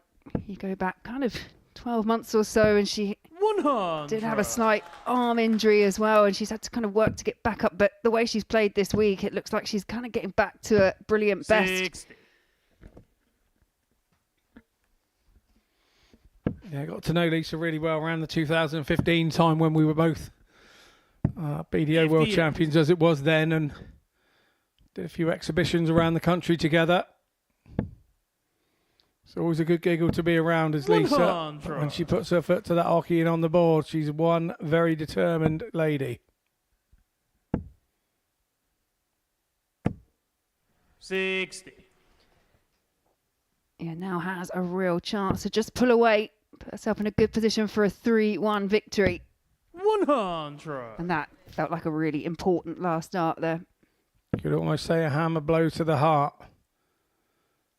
It was a big last dart, and you can see what it's done 70. to Pruim right here, right then. Good recovery from her, though, hitting the treble last dart. Yeah, but unfortunately, after hitting those 2 5s, there was nothing else she could do. She's left herself on 169, which obviously can't finish, so it's a real chance for Ashton. 87. Lisa, you require 41.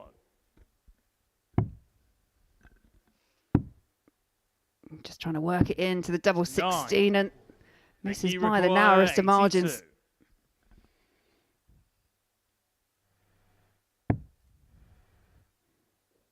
Single 18. Oh, double 18. I believe leaves 32.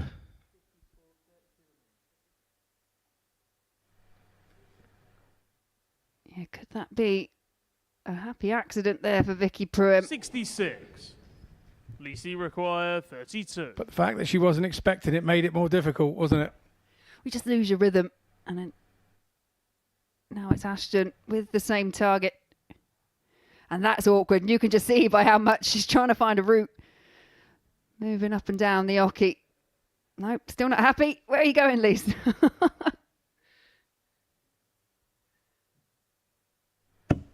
No score. That would have been some dart. That would have been some dart that I would have been out there on the Pluto TV logo up there on the stage trying to reattempt myself.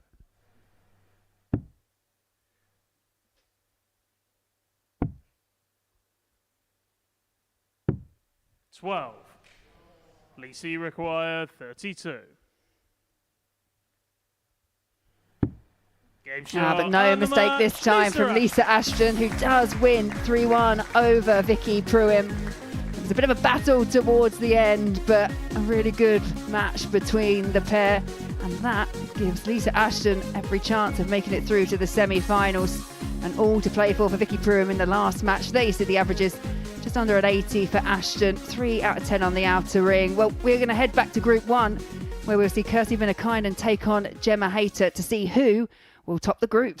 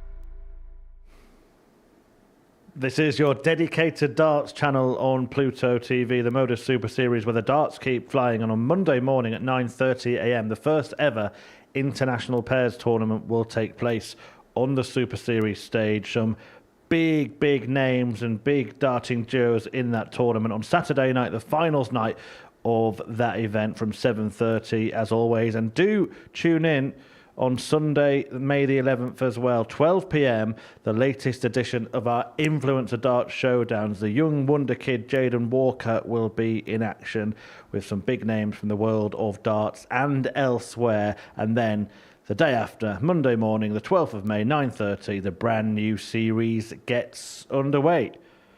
But the pair on the stage right now at the Super Series, well, they're already through to the semi-finals. Viinikainen and Gemma Hayter have both beaten Trina Gulliver and therefore are about to battle it out now to see who will top Group 1. And guiding you through the action is our premier pair in the commentary box, Laura Turner alongside Scott Mitchell. Yeah, thanks, Murph. Yeah, spelt it out quite clearly. The winner of this tops the group, and both know they're comfortably through, but does that now mean... are they going to have the importance of topping the group in their mind, or will they be able to throw with a bit of freedom? That's the question. Because there is the advantage of winning the group, because it means that you get the darts in your semi-final. So, yeah, there is a little bit on it, but do you put a whole match emphasis on the fact that you throw 3 darts first if you win and go through the semi-final?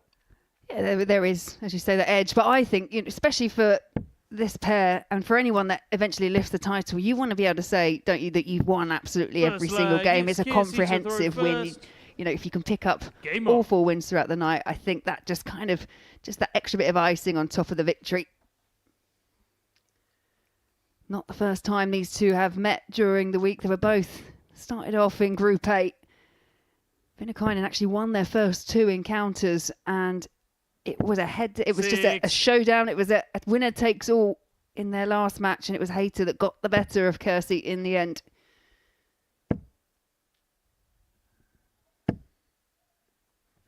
$60.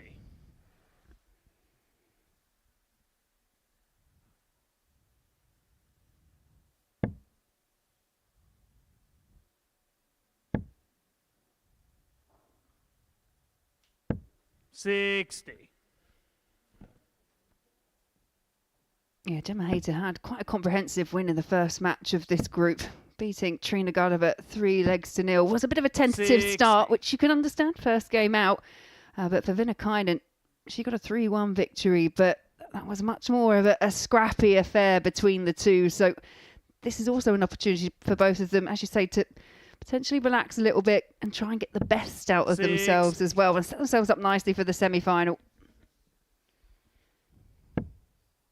That's Dawn Simmons. She's one of the Hampshire women's team supporting Gemma here. 61. Yeah, a few in from Hampshire supporting Gemma this evening.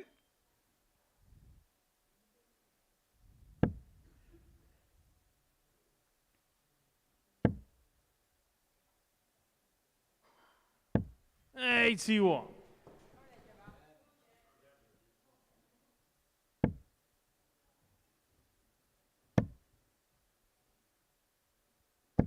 $60. Neither can really buy a big treble at the moment.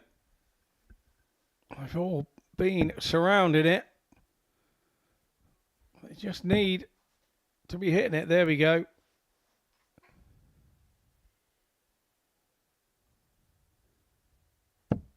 $83. And this is when darts can be, prove to be really frustrating, because you're not far away. You're all round it. You know what you can do, and it's just not quite happening. Then what you try and do, and it's human nature, is you just try that a little bit harder, and sometimes the players, you start to tense up, and then you just can't quite find the flow and the rhythm that you need. No, exactly. And there's times when you're throwing and you're hitting a ton, and you go ton. Think, oh, I've thrown better than that. I wish I could hit more than a ton. then you drop in at 45 and you think, oh, got to be careful what I wish for. Absolutely. Well, I think Kirsty Viinikainen is going to wish for tops for a 157. 117. Gemma, you require 160. Gemma has a chance at a 160. It's not going to go this time, but she'll want to hit a treble with the last dart to try and make sure. Yeah, big pressure now. You require 40. On Kirsty. Kirsty throughout the week been an absolute demon on the outer ring, but it was a bit of a nemesis in her first match tonight. No problem that time though. Kirsty Viinikainen.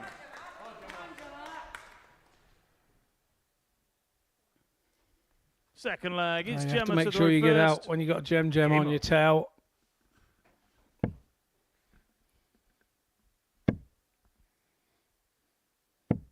$45.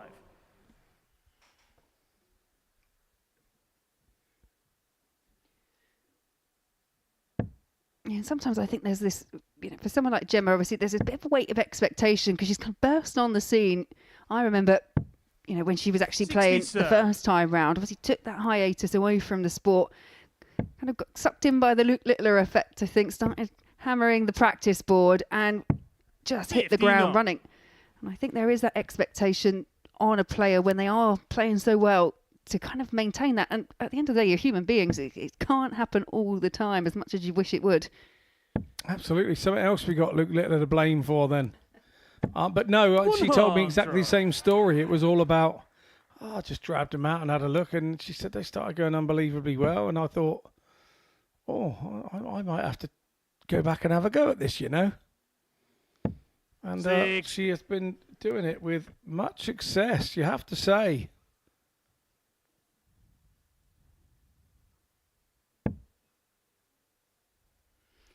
Yeah, Gemma in the background, though, visibly not happy with how she's performing at the moment. 45. Gets a pin, a big treble in this leg.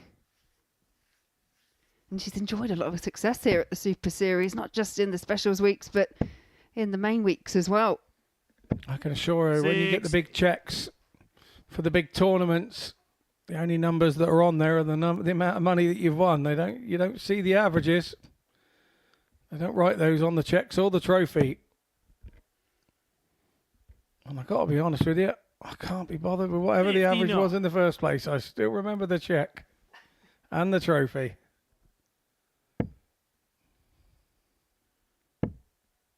No, of course. I mean, 59. in the way that darts has progressed, obviously, the averages, they're a brilliant indicator and a great stat to be able to rely on. But as you say, it is all about whoever crosses that line first. That's all the players care about.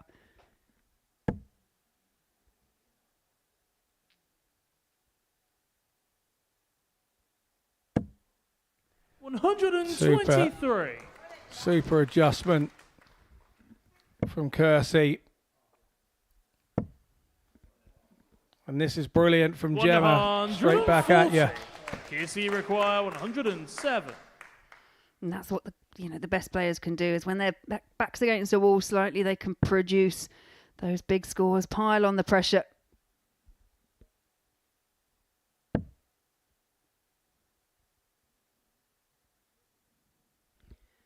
Yeah, 22 scored, 85 left.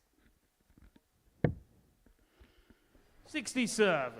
Gemma, you require Nicely 78. set up.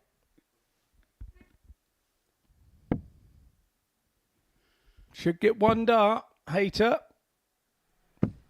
58. Just caught the flight of the other one. 40. She probably felt she'd give it a really good go when it first left her hand, but not to be. Now it's the super accurate Kirsty Viinikainen. and she is 2-0 up here against the favourite on the evening. No disaster here for Gemma Hayter. She will still go through, even if she goes down 3 legs to 0. And she still will be in the semi-finals. But you don't want to be going into the semi-final off the back of a heavy defeat. It doesn't do your confidence any good whatsoever. No, absolutely not. Yeah, there's another member of the women's county squad for Hampshire, Penny. And she's quite a regular here. She's quite local to the Super Series and always comes down, tries to support where they can. Yeah, penny pit stop.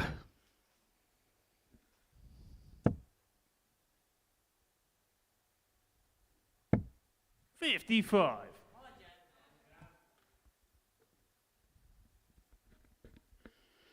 And you just heard there the support in the crowd for Gemma.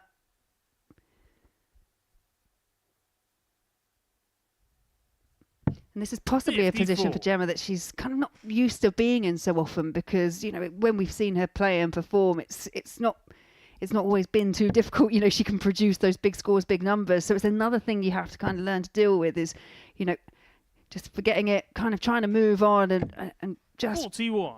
realign yourself instead of panicking about things not happening right away. That's what I tell myself anyway, but I'm normally the one panicking. I think you're absolutely right. I think if you can 45. kind of think good things in your head and not always think best case scenario, but more of an optimistic scenario, I think you can always have a chance of surprising yourself. If you come down on yourself too hard while you're waiting to throw, then when you do go to throw it, you always tend to underachieve. Yeah, I quite often think, you know, if someone can win 2-3 legs consecutive against me, why can't I do the same thing? And there's the big numbers that we're used to seeing from Gemma Hayter.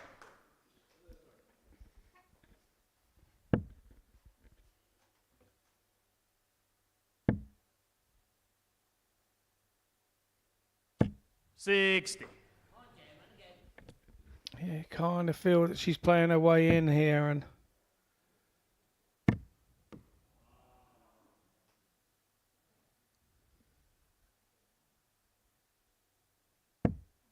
$75.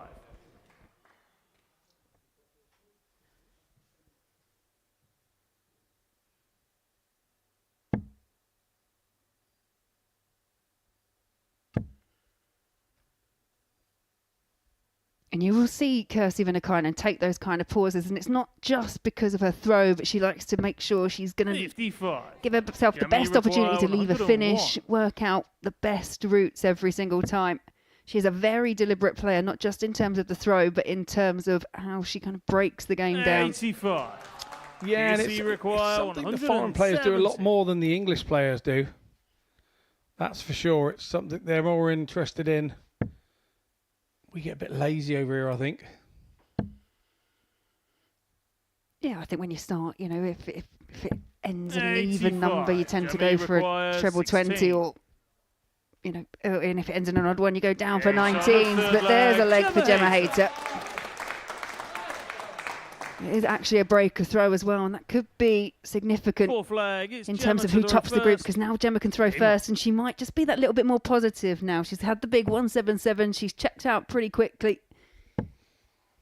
Yeah, you have to say Kirsty has done well up to now to keep the crowd a little bit quiet. There's a definitely bias towards the hometown girl, which you're going to have. And Kirsty has definitely been playing well enough in those first two legs to keep the crowd quiet. Now Gemma's won a leg. She can now hear the crowd behind her, Viinikainen, and is that going to affect her now from now on into the end of the game?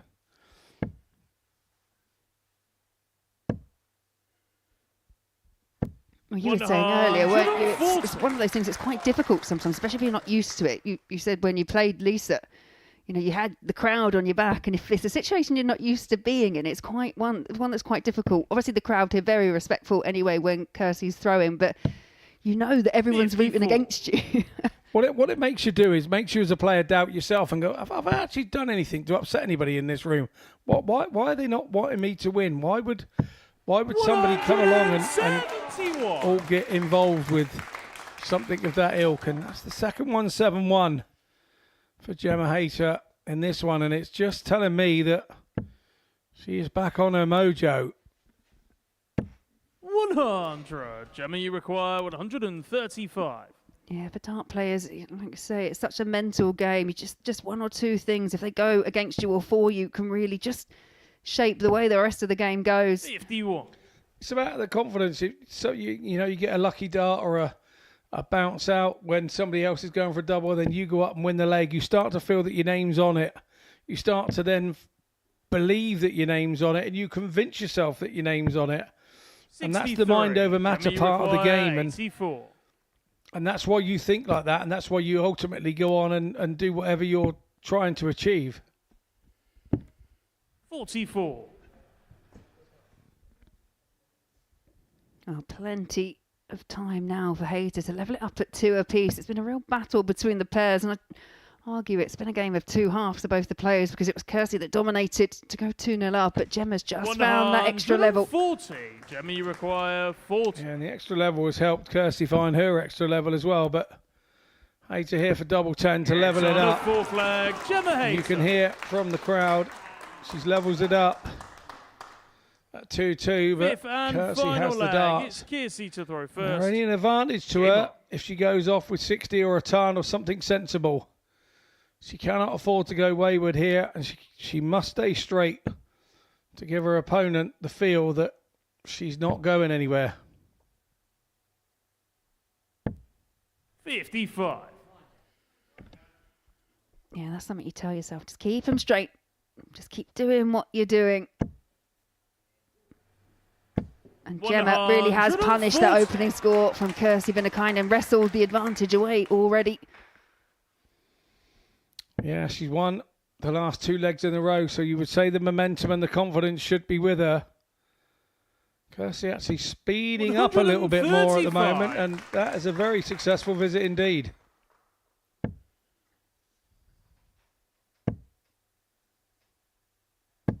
$140. Back-to-back 140s for Hayter. Once again, just asking questions here of Kirsty Viinikainen.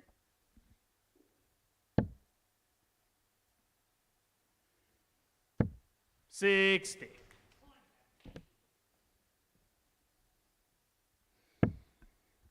Kirsty's still there, but Hayter has effectively turned the throw. 60.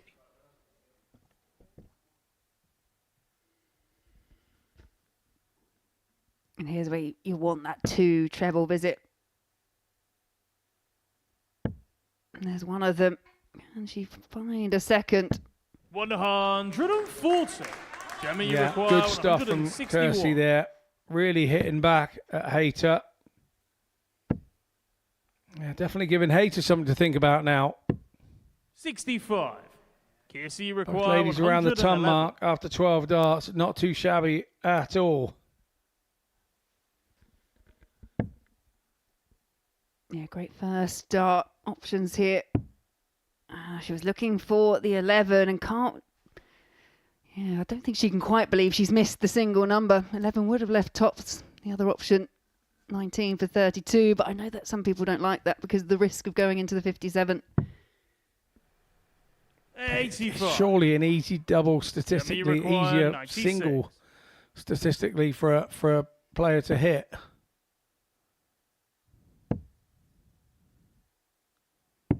$56. It looks like Kirsty's Kirsty miscounted require there as well. 26. By hitting 17, she's accepted it. You'd think that could be a good guide for Viinikainen, but goes the wrong side. But finds it with the third, and it is a 3-2 victory for Kirsty Viinikainen over Gemma Hayter. Kirsty will top Group 1 and will have the advantage of throw going into the semi-final stages. But all smiles now, and I think for Gemma Hayter, it was a slow start, but really did rescue and battle away. And there you see the stats in front of you. Just under an 80 in the end there for Hayter. 73.5 for Viinikainen and 3 from 8 on the outer ring. Now we go back to Group 2, where Vicky Pruim takes on Rhian O'Sullivan to see who will be joining them in the semi-finals.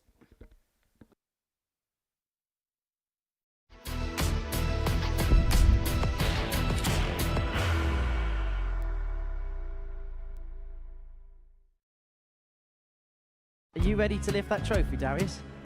Yes. Let's do it then. Ladies and gentlemen, your Modus Super Series 9 champion is Lucky D, Darius Labanowski!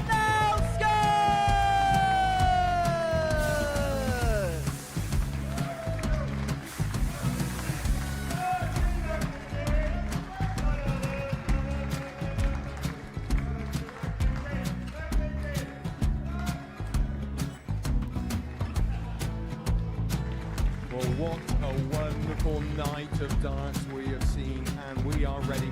Our champion is ready, and it's trophy time. So receive the trophy. £25,000. The new Modus Super Series champion, the Terminator, Marvin Van Velzen.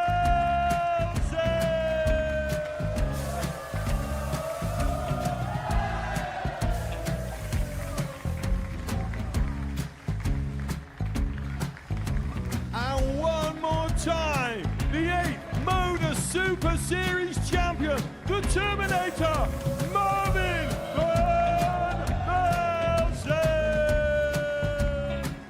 And the new Modus Super Series champion is Andreas Dirty Harrison.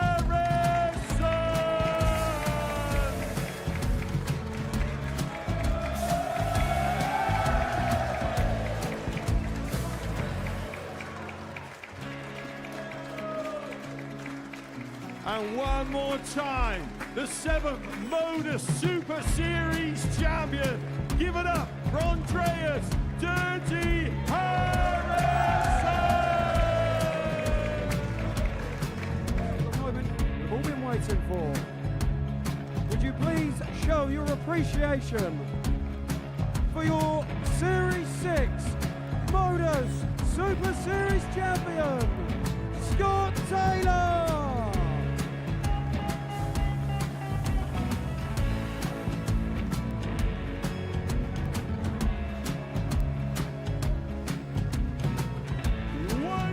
Time, your new Modus Super Series champion. He is Chucky. He is Jim McEwen. Ladies and gentlemen, your Modus Super Series champion, retaining his title, the Nuke, Luke Littler.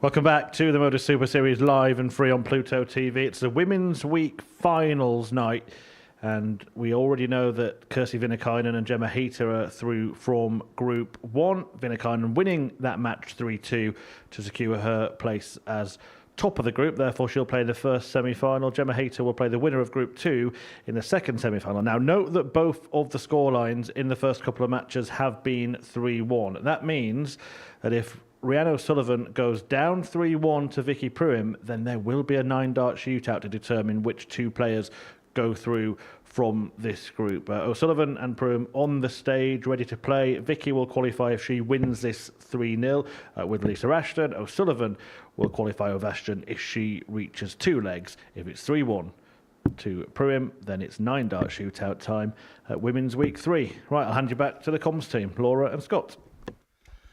So then, Laura, have you got all that? Have you taken all that info in? Because I certainly haven't. Just about. Well, the one thing that is clear, this is must-win territory here for Vicky Pruim, and she has to win by a certain margin. And I've had a quick sneak peek at the head-to-head record between the pair, and they've met on at least 7 occasions. Every single one has gone the way of Rhiannon O'Sullivan, including 3 on the Women's Series, a couple at the Welsh Classics and the World Masters back in 2024. So head-to-heads go. It's not good reading First for leg, Vicky it's Pruim. Vicky to throw first. But we saw a good performance from her. Although Ashton got the better of her in the end, it was a bit toe-to-toe. This time she's got the advantage of throwing. It's just whether she can make the most of it. And in Rhiannon's case, she can't come into this thinking, well, I need a leg because it keeps me into the scenario. You mustn't think like that. You've got to think about winning the game. If you think about trying to get 1 leg before you know it, the game's got away from you and you've lost it 3-0 and she'll be out of the running. So she's got to look at it that she needs to win the match, and that's probably the easiest way to decide your own destiny. You don't want to be doing a 9-dart shootout here. No way. I know they've happened, not for some time, and I haven't actually been in the comms box. for very selfish reasons, it'll be wonderful to have a 9-dart shootout. But for the 3 in Group 2, I'm sure that's not what they want. 66. Yeah, it gets all a bit 100. jiggery pokery. If you know, do you throw first? Do you want to throw in the middle? Do you throw at the end? If there's 3 of you in a 9-dart shootout, I think everybody has all sorts of ideas where they'd rather be. Do you throw third and put all the pressure on yourself, knowing what everybody's done in front? Or do you throw with the freedom of throwing at number 1 and not knowing what everybody's done behind? It's fabulous 9-dart shootouts. 58. Brianne, you require 101. Yeah, there's only ever been 5 here at the Super Series, 5 9-dart shootouts. Last one was in Champions Week. 65. Vicky requires 76. Yeah, I think that was back in Series 9, I think. Yeah, David Davies, 36. Andrews Harrison, and Scott Brianne, you Taylor. require 36. What a 3 to be having a shootout with. And if I do remember rightly, I think Scott Taylor lost out. Yeah, that's the difficulty. You put 3 names like that in a hat, and it's whoever can hold their nerve. And it's a chance here for Vicky, because Rhiannon O'Sullivan, they're just missing an opportunity to break, and it's one Vicky has taken. Pruim. Yeah, great reaction as she walks past the table there, because that was just pure relief. Game on.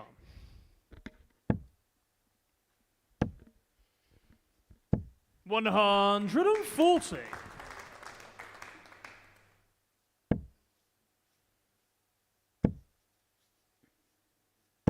$140. Of course, Rhiannon O'Sullivan, despite having that 3-1 victory over Lisa Ashton, isn't safe 6. herself. No, she isn't.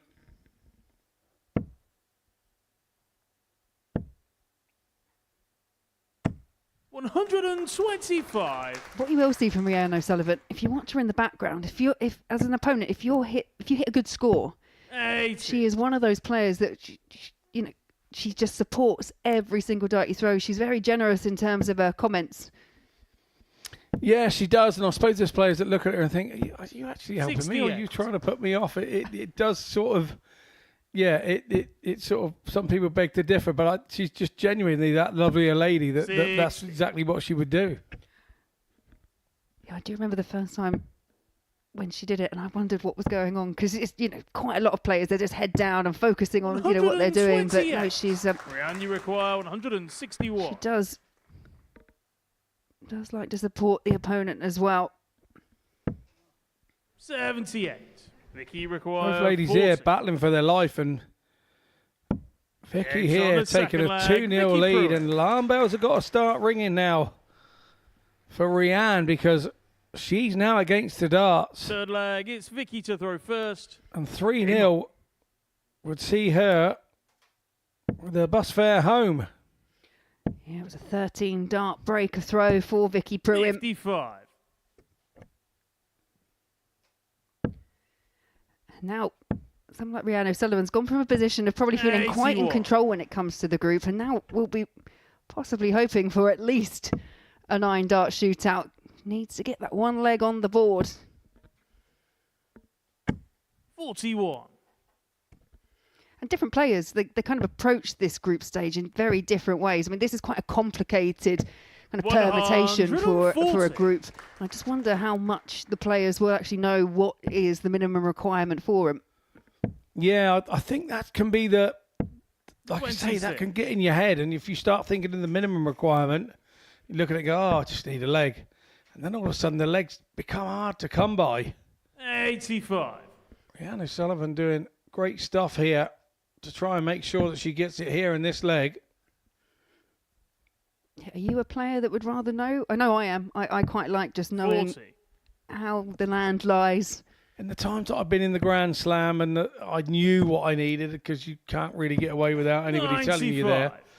95. But here I've been a couple of occasions where I haven't really known, and I did much prefer that because on both occasions I got through. So, yeah, I don't know. I don't know what's the best case scenario, really. I suppose it depends what mental state you are on the day. Yeah, maybe ignorance is bliss. And 60. This has been a very solid leg and a great response from Rhiannon O'Sullivan. 60. Rhiannon, you require 40. Game shot on the third leg. Rhiannon O'Sullivan. And there is the leg that will guarantee at least a 9-dart shootout. But O'Sullivan Fourth now, leg, it's she Rhiannon has the to throw advantage of first. throwing first. Game on.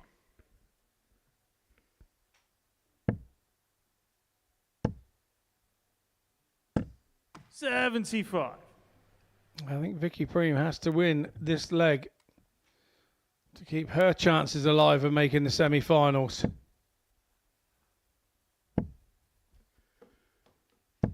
$60. Yeah, Vicky Pruim does lose the leg, then it will be Rhiannon O'Sullivan who goes through with Lisa Ashton. 60.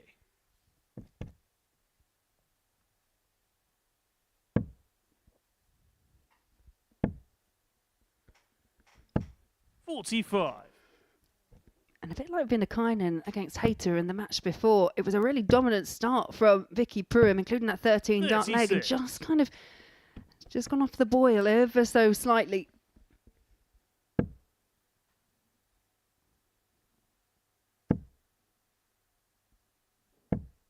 $100. Yeah, losing the leg seems to have sort of stopped her momentum a little bit, but that ton will get her back into it. But what happens with Rhiannon O'Sullivan, if you start hitting tons 85. against her, you seem to wake her up. She tends to play the player rather than the board, does Rhiannon. And if you start big scoring, she's more than capable of coming with you. 85. Yeah, good first, really inviting dart. 140.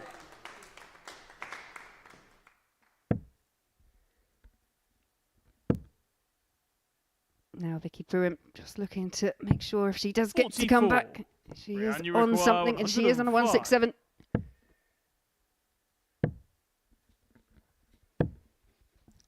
$80. Vicky, you O'Sullivan require O'Sullivan can't 167. level it up on this visit. This would be a mighty way to finish the match, but not to be this time. Needs a big treble. 83.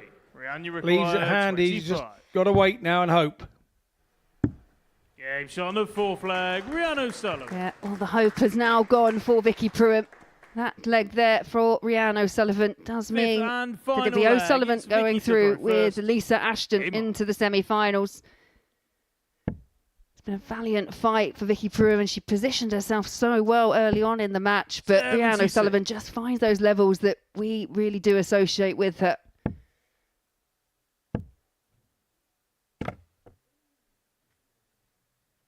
$80. So Rhiannon is now top the group no matter whether she wins it or not. And the referee, 23. Jack, there asked the question, was the point touching or was it not? He says not. So 80 was the score and the call 100. for Rhiannon O'Sullivan. She didn't question it.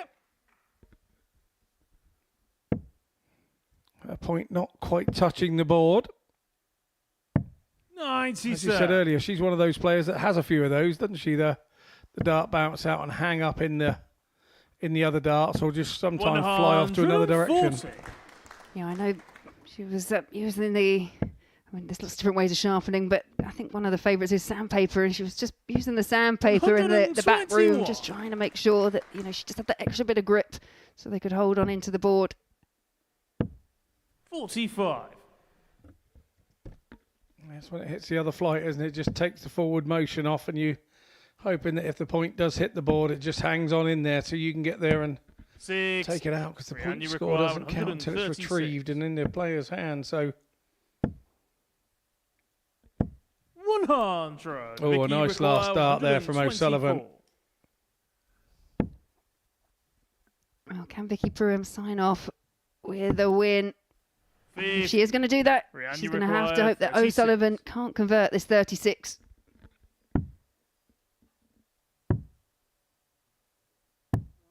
27. A bit of a Vicky wild last requires start. Does 74. offer up the chance for Vicky.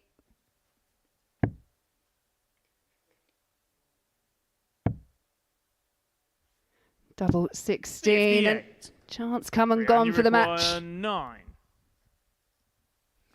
So O'Sullivan back to tidy up this 9. She goes 1 for double 4. Game shot. Tidies it up nicely in a match where she was 2-0 down at the start, but recovered nicely to come back. She was staring, going out in the barrel. And she was looking at a 3-0 loss there and she was out, but got it back to 2-1, got the momentum back with her, goes on and then wins another 2 legs to make 3 legs on the trot, beats Vicky Pruim 3-2, does Rhiannon O'Sullivan. She goes through top of the group, takes Lisa Ashton with her into the semi-finals, and it's ta-ta for now for Vicky Pruim. We take a short break, and we'll see you on the other side.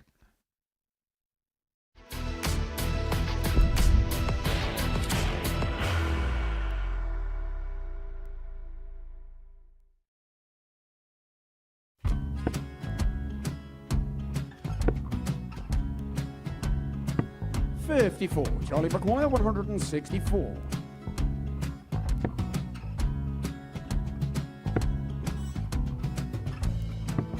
$44.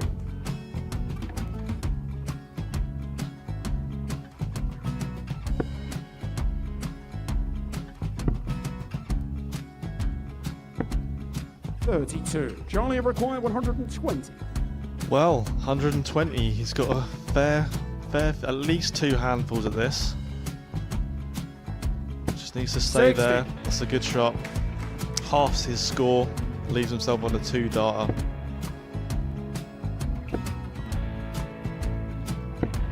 $26. Charlie Time on his required side 60. to become back-to-back singles champion.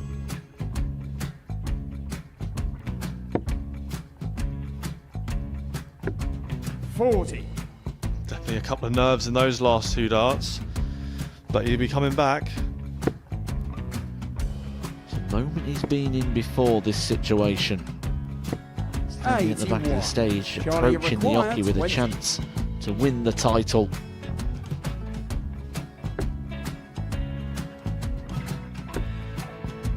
He did this to win the first title, if you remember. 11. I think he's gone. Georgia I think he's gone to 180. bust it, maybe. The first title he wanted 20. He went 6-7-7 to win it. He had a chance to replicate it again. Yeah, I get the feeling that was for a bust, and 39. on that situation there, George Scaife wasn't even 9. able to take it out going to the 18s on that switch. Yeah, I think he just panicked a bit, but he's done well to get that big one. Sometimes can be the hardest part. Georgia requires This is it. 79. It's got to be 19s.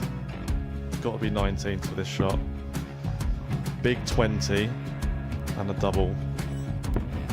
He's got the first one. He's going to get a match dart here.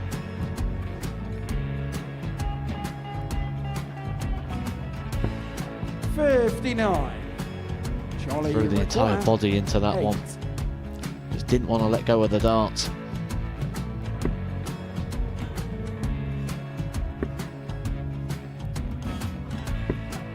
No score. He's given George a chance. Georgia require 20. I think George has been quite good on double 10 today. So many opportunities for Charlie Murphy. Go! Couldn't get the job Got done. out the match! And the Red Dragon George Modus Scaife. Super Series Influencers Champion, George Scaife!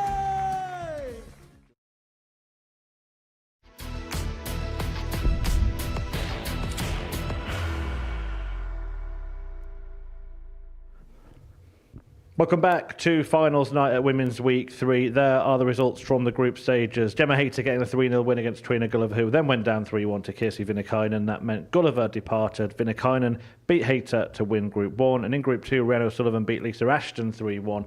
Ashton then got the better of Vicky Pruim, who was in a good position 2-0 up against O'Sullivan, but she turned it around to book her place in the semi-finals, where she'll take on Gemma Hayter. Kirsi Viinikainen will take on Lisa Ashton. It's been an interesting evening so far. Laura and Scott are alongside me. Laura, you have to feel for Vicky Pruim, don't you? Every time she's been here on a finals night, she's been eliminated by 3-2.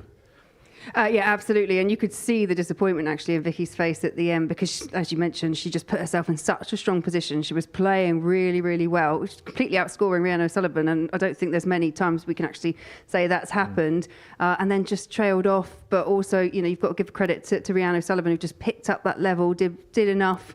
I definitely thought we were going to a 9-dart shootout for a while.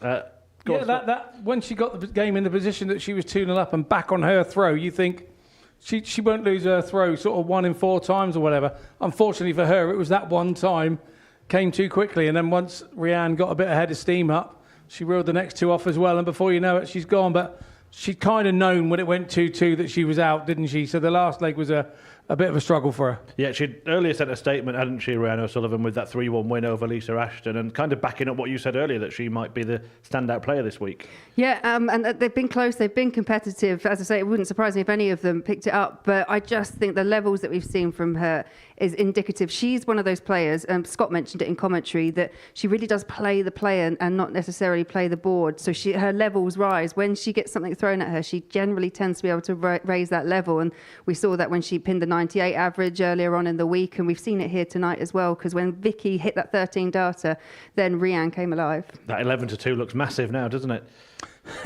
Huge. Yeah, absolutely. Not that we're able to do anything about it here at the studio. A few at home might be hoping now after seeing how she's performed. Lisa Ashton kind of had to fight back from that. She did it well. Yeah, very, very. She had a really good opening game. She had a 10-point better average on Rhiannon O'Sullivan, but it was all about the timing for Rhiannon in that first one. But yeah, to come back in a game that she knows she has to win, she was in that unenviable position that she had to win the game and then just produce the goods, and that's what we've come to expect from Lisa. Yeah, I suppose it's what champions do, right? Absolutely. You don't get 4 stars on your shirt if you don't know how to do it, and she certainly does. And Lisa's always there and thereabouts. She may not have sort of spats of winning title after title, but of late she's starting to find the form of those title-winning years, isn't she? And she's had injuries, she's had things. Could this be the sort of catalyst of getting those title runs back for her again?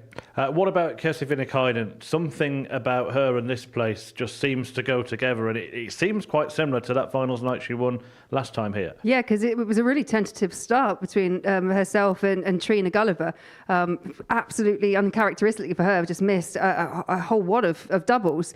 But had a really dominant start against Gemma Hayter. Gemma then fought back, found her feet slightly, but did more than enough to get across the line and made sure she topped the group. It's just, this is obviously a special place for Kirsi Viinikainen. Yeah, but she does seem to be playing her best stuff in the last couple of years, because she's kind of been under the radar for many, many years.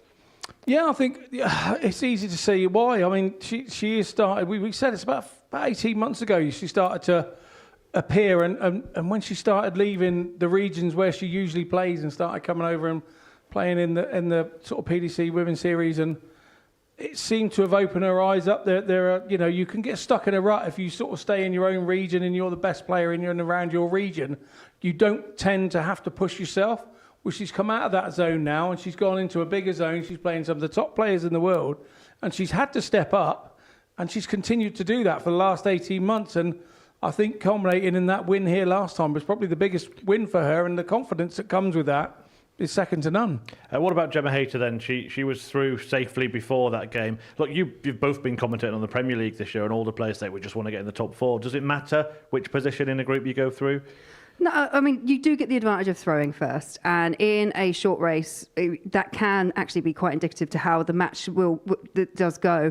And also, I think, if you pick up that title, you want to say, I won every game. I won everything that night. But like you say, the key thing is just making sure you're still in the tournament, giving yourself the best opportunity. And I think I could see a lot of frustration in Gemma in those first couple of legs against Kirsi Viinikainen, but she managed to sort that out. I know she didn't win the match overall, but she improved so much towards the back end of the game. Is that what it is for her? Reset and just treat it as what it is now and knock out 2 matches to win the title? Yeah, I think so. I think as a player, it's very easy now. You're not having to get your fingers out and start counting, if I do this, if I do that. You eliminate all of that. It's like now or never. You go up there, you play your best game, don't leave it in the practice board. Otherwise, if you do that, you could be going home. Well, this Women's Week, part of a special break between Series 10 and 11. And next week, we've got something very special coming your way.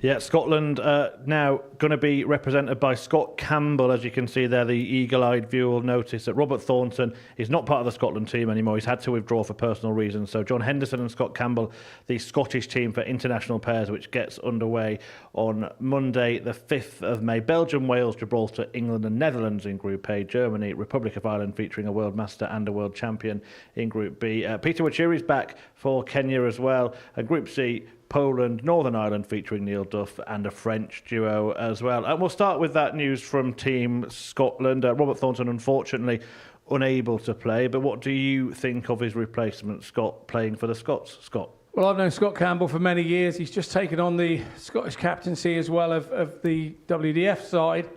I think he will be absolutely honoured to be taking a place. Him and Hendo get on like a house on fire. Have known each other for many, many years, and I think it'll still be a very strong partnership. And a couple of different dynamics. One, pairs, so 4 players on stage. It can be a rhythm breaker, can't it? And also representing their countries as well. Yeah, I mean, one of my favourite PDC tournaments, to be fair, is the World Cup of Darts. I love the pairs element. If you're not used to playing it, it really is different. I think a lot of the players that have played on the WDF circuit, it won't be much of a surprise for them because it's something we do quite often. But yeah, it can be a bit, like you say, a bit of a rhythm breaker, especially if you're not used to it. And also having the right dynamic with your partner as well. You've got that Gibraltar pairing. We've seen them at the World Cup of Darts. So, you know, because you've got that kind of friendship, that might actually help as well. Yeah, there will be some interesting pairings. That gets underway on Monday, 9:30 a.m. here on the Modus Super Series Darts channel on Pluto TV. But back to tonight, let's give you a preview of the semi-finals. The first one will be Kirsty Viinikainen against Lisa Ashton, then Rhiannon O'Sullivan takes on Gemma Hayter. So let's start with game one, Laura. Two contrasting styles, but it is Kirsty that goes into that semi-final having won both of her matches. Yeah, and obviously Lisa and Kirsty were in the same group. They both came through via Group B as well, so they'll know each other's game inside and out. It is interesting because obviously you just need to learn how to, you know, Lisa is a speedster, as we know, whereas Kirsty is very much more methodical, so it can disrupt the pace, but Lisa's far too experienced, I think, to let that worry her too much. Yeah, do you agree with that? Do you think she's played every type of player anyway, or do you think it could knock her out of her stride a little bit? No, I think she has played every type of player, but what happens with a slow player? If a slow player starts hitting trebles, starts hitting doubles, that's when you're in trouble, because it then starts to frustrate you as a faster player. You then start getting things in your head. She's doing it on purpose. She's taking my pace out of the game. So I think that if she's going to win the game, she's going to have to be very accurate and do it, because otherwise a flowing player will always find their flow at some point if a slow player isn't hitting their targets. Well, they're on stage behind us, so I'll tell you what, we'll chat about the second semi-final before that one starts, because semi-final one is about to get underway.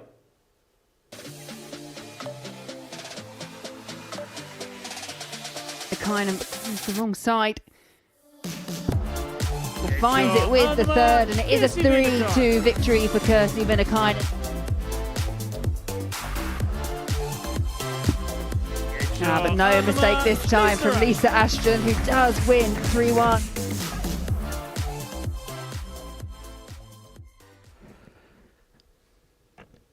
Yeah, no more permutation, straight knockout stuff from here on in, and it's a 4-time champion of the world, the great Lisa Ashton, taking on the fantastic Finn, Kirsty Viinikainen, who is, of course, trying to defend her title here at Women's Week. There is a chance that we could see both of the previous winners in the final tonight, but Lisa Ashton will be a tough cookie for Kirsty here, and she would love to get her name added to the list of Women's Week winners. So without further ado, let's get the game underway as Scott Mitchell and Laura Turner talk you through the first semi-final. Yeah, thank you very much, Murph. Yeah, looking forward to this one. This duo have met each other on a couple of occasions already this week, and yeah, Kirsty Viinikainen, she will want to be in a position to replicate what she did here a few months ago at the last Women's Series. She did pick up the title, and as Chris was mentioning, very, very similar, because I know she made quite a slow start when it came to the group stages on the occasion she won, but she got better and better as the evening went on. The confidence started to grow. She started to feel more comfortable. But out of the two, in terms of performance throughout the evening, it's Lisa Ashton that has been first leg, more impressive when it comes to the stats. That 90 average, although she lost 3-1, and then bounced back with a 3-1 win over Vicky Pruim. interesting dynamic, completely different, contrasting styles. Interested to see how it pans out. Yeah, I'm just a firm believer that if a slow player is hitting, then that makes them very much more difficult to beat, because you've got the slowness of the game and the accuracy of what they're doing, and then that makes you sort of kind of think before you throw. 45. But you also have the fact that if Lisa stays to her normal pace, Kersey could actually get dragged along a little bit. We saw her earlier throwing a little bit quicker to try and find a bit of rhythm in her throw. So we could see it go the other way. We could actually see Kersey be dragged along a bit and the pace of the game go a bit quicker on her side of it. Yeah, Kersey on Thursday, she 92 got the better of Lisa Ashton, averaged around 85, and she was very, very deadly on the outer ring. But it was Lisa that got the better of Kersey on day 2, so this is also for a bit of bragging rights as well in those head-to-heads. Yeah, it sure is. And this is probably the most important one of the head-to-heads this week. 85. Oh, good to see Trina just sitting back, watching the rest of the action, seeing who picks up that weekly title. Didn't quite go to plan for the 10-time world champion tonight, but as Scott, we were saying, absolutely delighted to see her just finding that bit of consistency throughout the week. Yeah, slow and steady progress is what I want to see for Trina, because we want to see her back to where she was, and she isn't a million miles away from it. We both know that, but she's made lots of inroads this week, and yeah, she would love to be in the semi-final. But I think if you'd asked her at the start of the week if she'd have made Saturday night, she'd have been over the moon with that, and felt it being progression. Yeah, absolutely. I do agree. I think Kersey might go over to the 18s here. That was the plan, but the execution wasn't there. 140. Yeah, and when you switch, you've got to hit the big number, haven't you, at the minimum requirement? Talking of big numbers, treble 20, treble 20, and sometimes the speed merchants can rush that last start at a double. Lisa Ashton on an awkward 10 here. Kersey will stay there and try and hit 140. 100. Unfortunate not to. Thundered it into her other 2 flights. Didn't get the deflection she'd hoped. Shot the first leg. Problem, Lisa Ashton. double 5. You're having a laugh, aren't you? Lisa Ashton just takes that out like she's shelling peas. Second leg. It's Lisa to throw first. Yeah, that was it. Game on. 16 dart leg there from Lisa Ashton, but importantly, it's that breaker throw. I know we do mention it, but it's such a short format. It's shorter than what we would normally play on, say, the PDC Women's Series. That's normally a race to at least 4. It just gives you that extra bit of time to get into a match. This, you got no time at all. No, it really is the cutthroat end of the game. We talk about contrasting styles here. We've got contrasting darts as well. We've got the big bulbous type dart there of Lisa Ashton, and another famous face in the crowd there. There's Vicky. She's come out to say hello and watch the rest of proceedings. Yeah, going back to my... we're seeing a longer slim dart here with a smaller flight from Kersey. So it's 2 dynamics with the dart setup as well. You go back to kind of when we were starting to play, and there wasn't the amount of options available out there. Sometimes it can be slightly overwhelming. And I imagine if you're just starting out, there's just so much equipment to choose from. I mean, back in our day, it was like short, medium, and long with the stems that you could pick, and it was like standard kites and pairs. I think that was about it. Yeah, and they used to cost something like 25p a packet. Cool, crikey. They were 10p a packet when I started. I'm a bit older than you, though, aren't I? 10 sets for £1. Those days are gone. But it's that kind of that challenge, that idea that you just making those small changes 60. To not just your throw, but to the equipment as well, just to get that extra %. Yeah, and I blame Mr. Taylor for that. Phil Taylor used to be changing the point size, changing the barrel, changing the flight, changing everything to try and get another 2%. And he got a nation doing it. He got 4 nations doing the same thing with every player trying to find an extra 2%, which for most of us was very difficult to find because we didn't quite have the talent that Mr. Taylor had to find the 2% in a setup. 125. Lisi requires 60. Solid visit for Viinikainen, but Ashton has the opportunity to go 2-0 up. It's double 10 once again. Game shot on the second This leg. time she Lisa finds it. Ashton. It's 2-0 in favour of Lisa Ashton. She's within one of the final. Third leg, it's Kiersey to throw first. Game on. Yeah, 16 and 18 darts for Ashton. I'm sure the family are watching at home. The two girls, I expect, will be watching Mother's progress. Not forgetting you, of course, Derek. Sure you're watching as well, mate.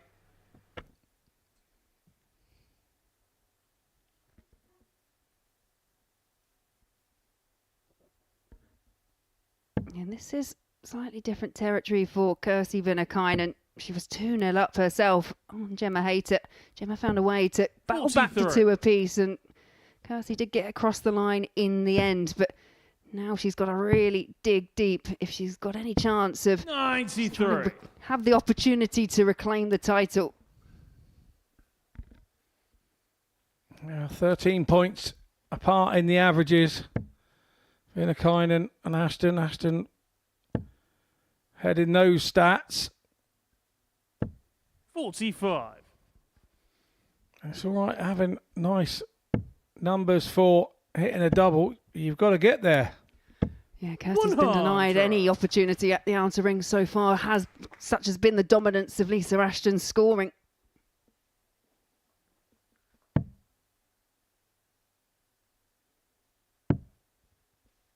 We often talk about the exploits of Lisa Ashton. You know, we know 4-time world champion, but I think the one thing that stands out to me was when she picked up that tour card. She literally broke Dart Connect because there were so many people glued to the action, me being one of them. And yeah, to go through that process, I mean, you've done it yourself. It is such a difficult tournament to try and get through.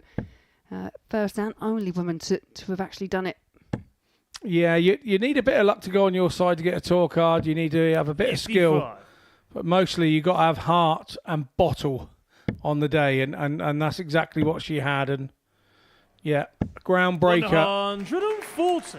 in the ladies' darts for yet another reason and being the first to hold a tour card.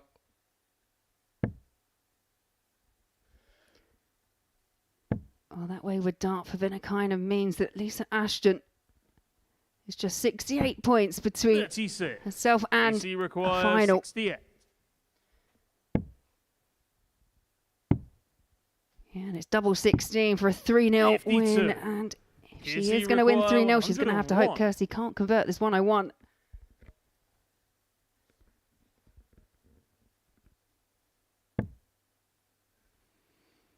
It's all on this dart. And it misses. So it'll be Ashton coming back for double 8. 69. And a 3-0 win in this semi-final, 16. number 1. Game shot and the match. And that's exactly what she does. It's Lisa Ashton heading through for the final with a very convincing 3-0 win over Kiersey Viinikainen, the former Women's Week champion. She bows out at the semi-finals, but it's Lisa Ashton. They're talking to Vicky Pruim at the end of the game there, who goes forward. And look at Lisa Ashton's average there, 85.08, 14 points above in the average. And you can see on the other side, never gave Kiersey a look. We're going to head into a short break, and we'll see you on the other side for semi-final number 2.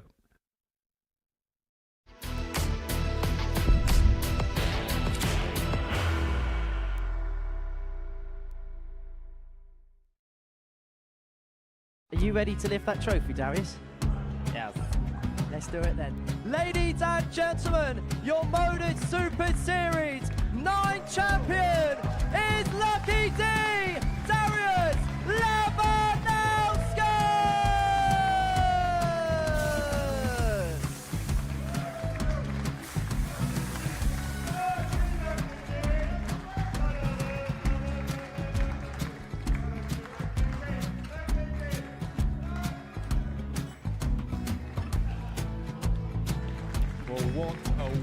beautiful night of darts we have seen, and we are ready. Our champion is ready, and it's trophy. So receive the trophy. £25,000. The new Modus Super Series champion, the Terminator, Marvin Van Velzen.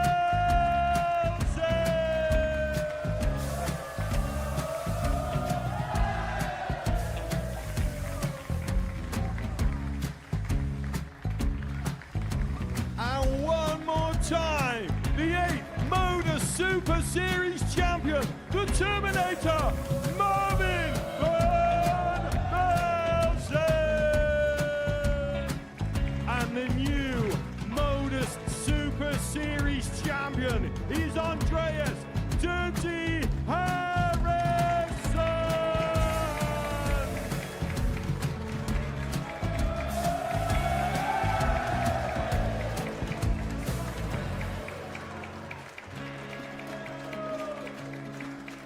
And one more time, the 7th Modus Super Series champion.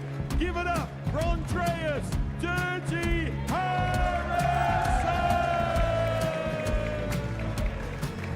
The moment we've all been waiting for.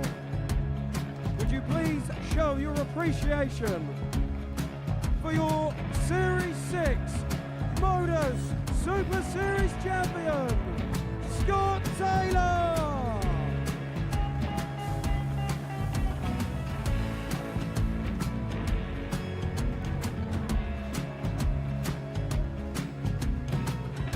One more time, your new Modus Super Series champion.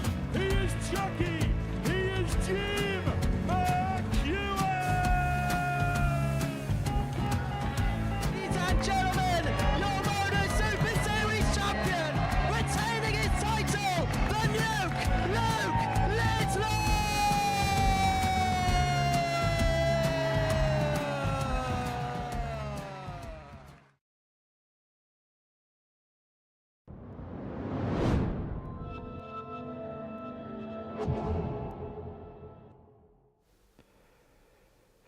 Well, it won't be Kirsty Viinikainen lifting the trophy again. The title defence is over after Lisa Ashton got the better of the Finn with a whitewash victory to book her place in the decider. But will it be Rhiannon O'Sullivan or Gemma Hayter taking on Lisa in the final? We will find out. Semi-final 2 is about to get underway.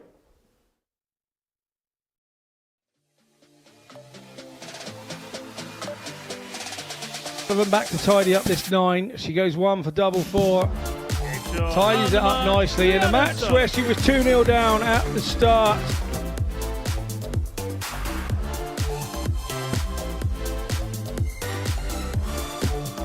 She wanted to take 6, mind you. She doesn't indeed. She takes the double 10.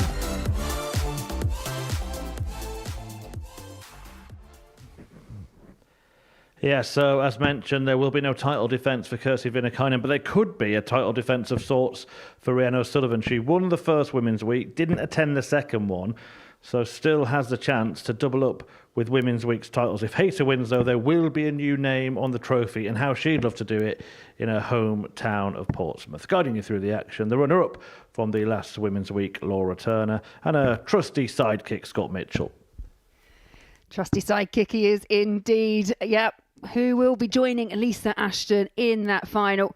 And these are the picks that Scott and I made actually at the beginning of the evening. I thought Rhiannon O'Sullivan had been that consistent player, and Gemma Hayter, another one, came into the tournament as favourite. This is going to be a tough game for the pair of them. Haven't actually met this week because Gemma topped Group A, went straight through to tonight's finals, whereas Rhiannon O'Sullivan, she came through the Group B route. First leg, it's Rhiannon to throw first. Game on.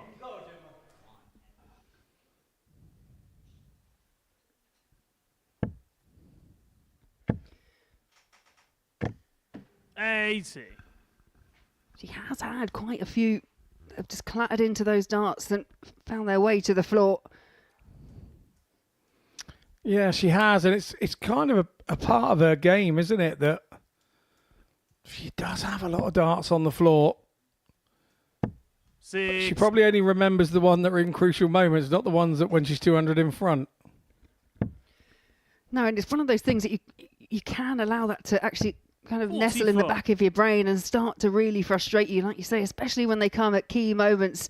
She had one score against me in the Group B, and she knocked out 2 and scored 20. 26. Because she'd knocked out the other 2 that were obviously quite high scoring. 80. Now she's Robin Hood, the next one. So she's effectively thrown 9 darts, but only scored with 7. 93. These pair have had a few meetings over the last couple of years on the women's PDC Women's Series. We've got 2 in 2025, both going the way of Gemma Hayter. Rhiannon had picked up the 1 victory in Wigan. But actually, when Gemma picked up one of the titles, it was Rhiannon that she beat in the final.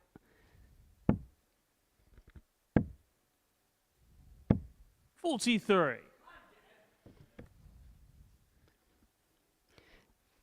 Yeah, and that shake of the head for me from Rhiannon, I think it's starting to really frustrate her. Yeah, I think it is, and it will now even more that Gemma Hayter's jumped in with a 180 because 100. she'll be Gemma, feeling you at this require particular moment, I wish I could 142. get 3 darts to stay in the board. And when she does, she scores a ton. 62. Rhiannon, you require 153. No show-stopping finish for Rhiannon O'Sullivan, but 99. does tee it up quite Gemma, you nicely. But it's require Hayter 80. who you'd expect to get at least 1 dart here at a double. Yeah, got to be careful now that she doesn't hit the other dart. Nicely done. Oh, and even nicer done. That double. It looked awkward, didn't it? That first dart being on that top wire of the treble 20. Second leg. it's Any Gemma touch to of throw that first. flight would have dragged the other one in and bust the score with 2 darts. But she managed to throw a really nice dart to the right-hand 70. side of the 20 above the treble. The dart that was so close to the treble, and just took 1 stride to the left 60. and opened up the double top. And she hit it sweet as a nut. Again, it's another dart that's quite long, but Gemma's going to stand up. So like you say, it's sometimes quite awkward. That second dart is probably better than most people think because it also allowed for quite a clear 60. view of the top's target when she came back up with that third dart. Gemma being a bit of a scorer as well. Rhiannon knows it's very difficult. It's going to be very 100. difficult to beat her now that she's got to break her again.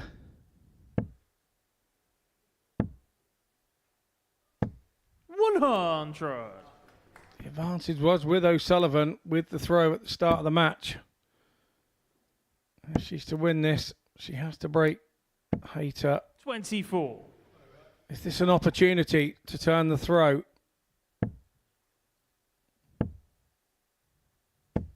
95.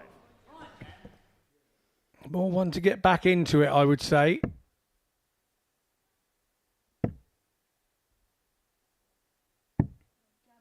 $32. Yeah, 2 loose starts there, and that last one meant that Gemma has afforded Rhiannon O'Sullivan at least 6 darts in the 186, and now needing 66.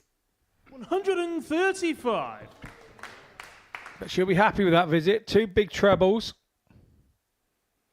That's Gemma's turn to try and put the pressure back on. 85. Rhiannon, you require 51.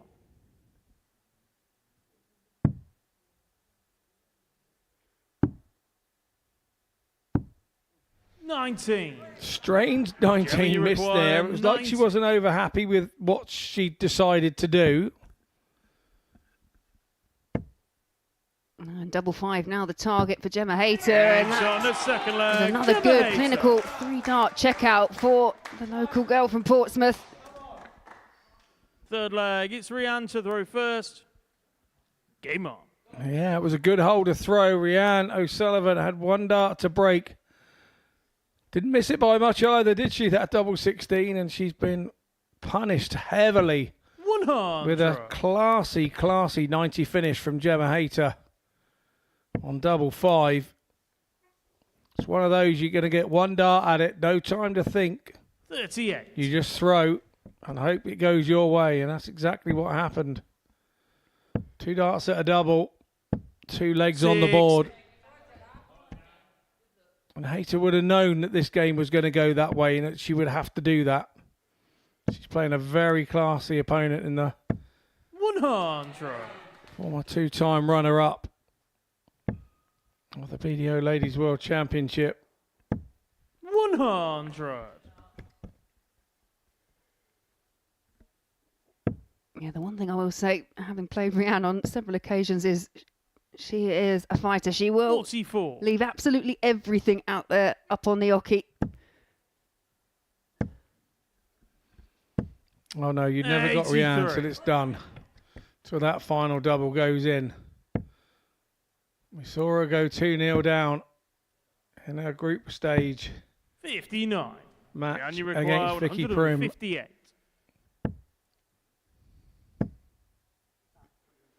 Double 19. For an Yeah, absolute Rianne O'Sullivan. What a finish there from Rianne O'Sullivan, and great sportsmanship between the pair, just appreciating the 158 Fourth finish. leg, it's And that's Gemma to exactly throw what first. Rianne can pull out the bag, and that's Game why on. we were saying it's never over with Rianne until it's over. We talk about special people in darts doing special things. And if you're able to pull out a 158 in a 55. situation like this, a big semi-final, you're 2-0 down, and the easiest thing to do is go up net a 1 with the first dart. But that's not 100. what Rianne does. Special moments, special players. And that's why O'Sullivan is special. She is fantastic at what she does. 125. But now you feel this is the leg where Gemma's going to really want to get it tidied up, because she's thrown first 100. and she's kicked off with a 55, but backed it up with that 125.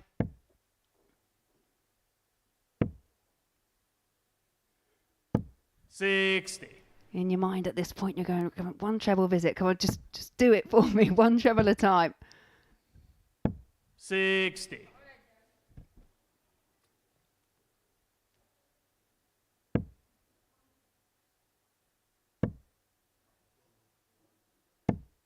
Well, it is Gemma Hayter first down to a finish. Rianne desperately trying to find a 41. treble, and Gemma, you Gemma require now 161. 6 starts from here for 161.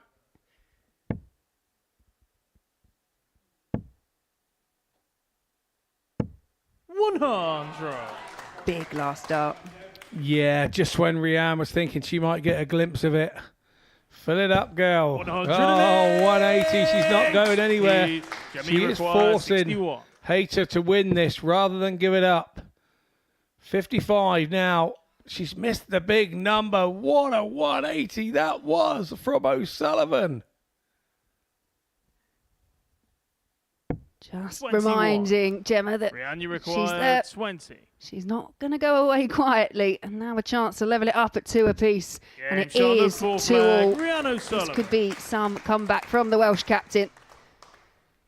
Yeah, she puffs her Fifth cheeks and out when she final comes leg. back. It's Rianne to throw Because first. she's got it into a on. position now that it's in her own hands. And you have to say the momentum surely with 100. O'Sullivan having won the last 2 legs on the trot. A 158 to finish 1 leg, a 180 26. and a double 10 with 4 darts to take out 200 the next.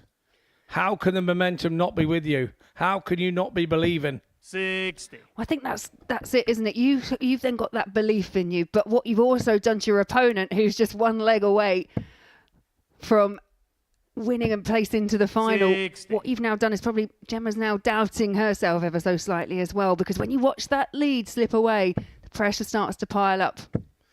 Yeah, you start to think negatively and what you've done wrong to have stopped it before, when you've got to go, do you know what? I can't do anything about what I've done before. I can only predict the future 84. and dictate what happens to me in the future, and that's that next leg. 40. We were talking about vital darts on the floor at vital times, and that is another. 58. Yeah, and Gemma, they're not really able to take full advantage of the traveller's visit from Rhiannon O'Sullivan, who now will be 130 on the finish when she comes back. I've got a theory of why this keeps happening to Rhiannon, you know. I think it's those flight protectors on the top of the flight. She uses those metal flight deflectors. 108. Rhiannon requires 64. Hayter comes back with a 180 of her own. This is an absolute barn burner of a game. 32. Wow, one Gemma, you match require chance 93. come and gone for Rhiannon O'Sullivan. Hayter hit the 180. Can she back it up with 93? 36 the target. 57. And 2 come and gone for Hayter. Rhiannon, you require 32. Feel the tension for both these players. Game shot and the match. It's a win for Rhiannon O'Sullivan. Hayter doesn't quite get over the line. It's a 3-2 win from 2-0 down. Once again for Rhiannon O'Sullivan. Is she starting to think her name is on the trophy? 2-0 down in a group match, comes back and wins it 3-2. 2-0 down in the semi-final and comes back for 3-2. 83 is the average. Very tidy indeed in that lovely 158 shot that turned the game. We're going to head into a short break and we'll have a chat in the studio about what we've seen on the other side of it.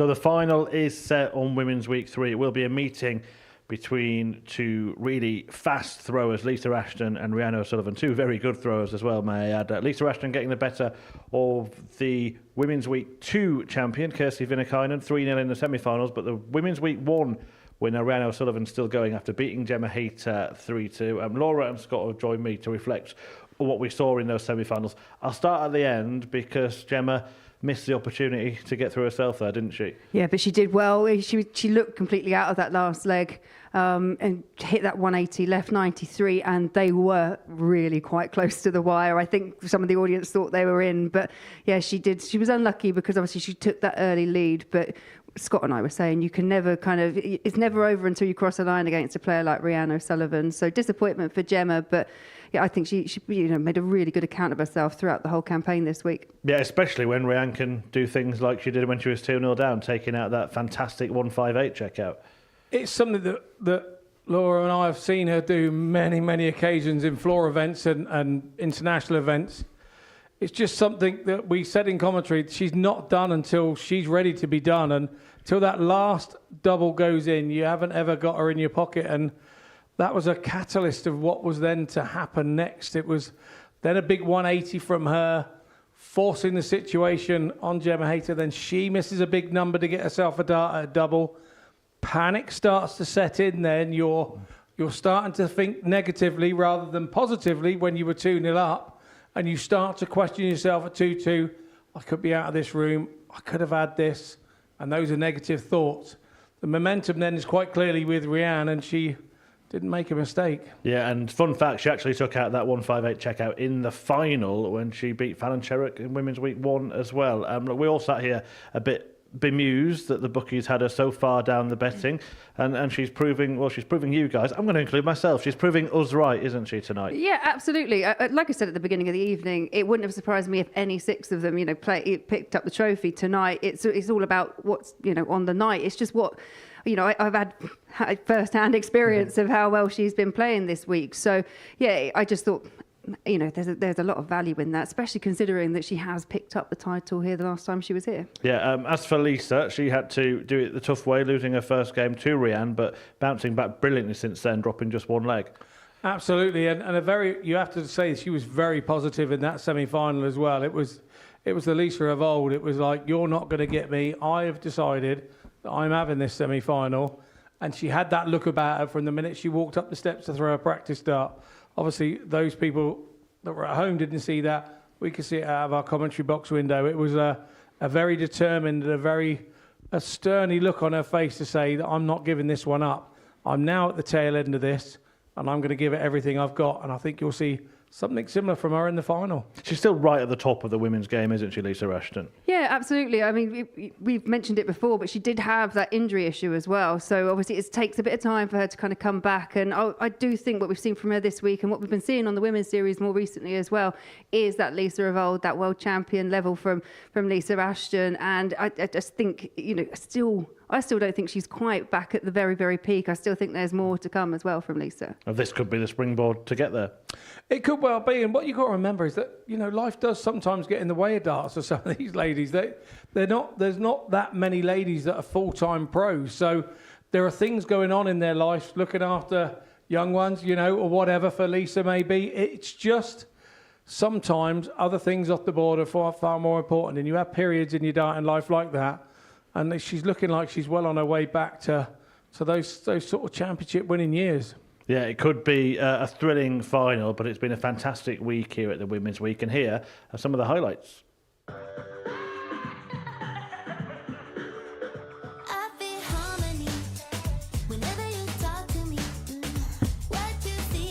Double free. It's all around the board to try and finish off for Trina Gulliver. She sees the funny side of it. And she can see 8 points to her name. The initiator, what's the age group for the young guns? 16 to 21. 138 for Lisa Ashton. What a finish! Shot on the second leg. Now that's Lisa how you Ashton. take out a 138.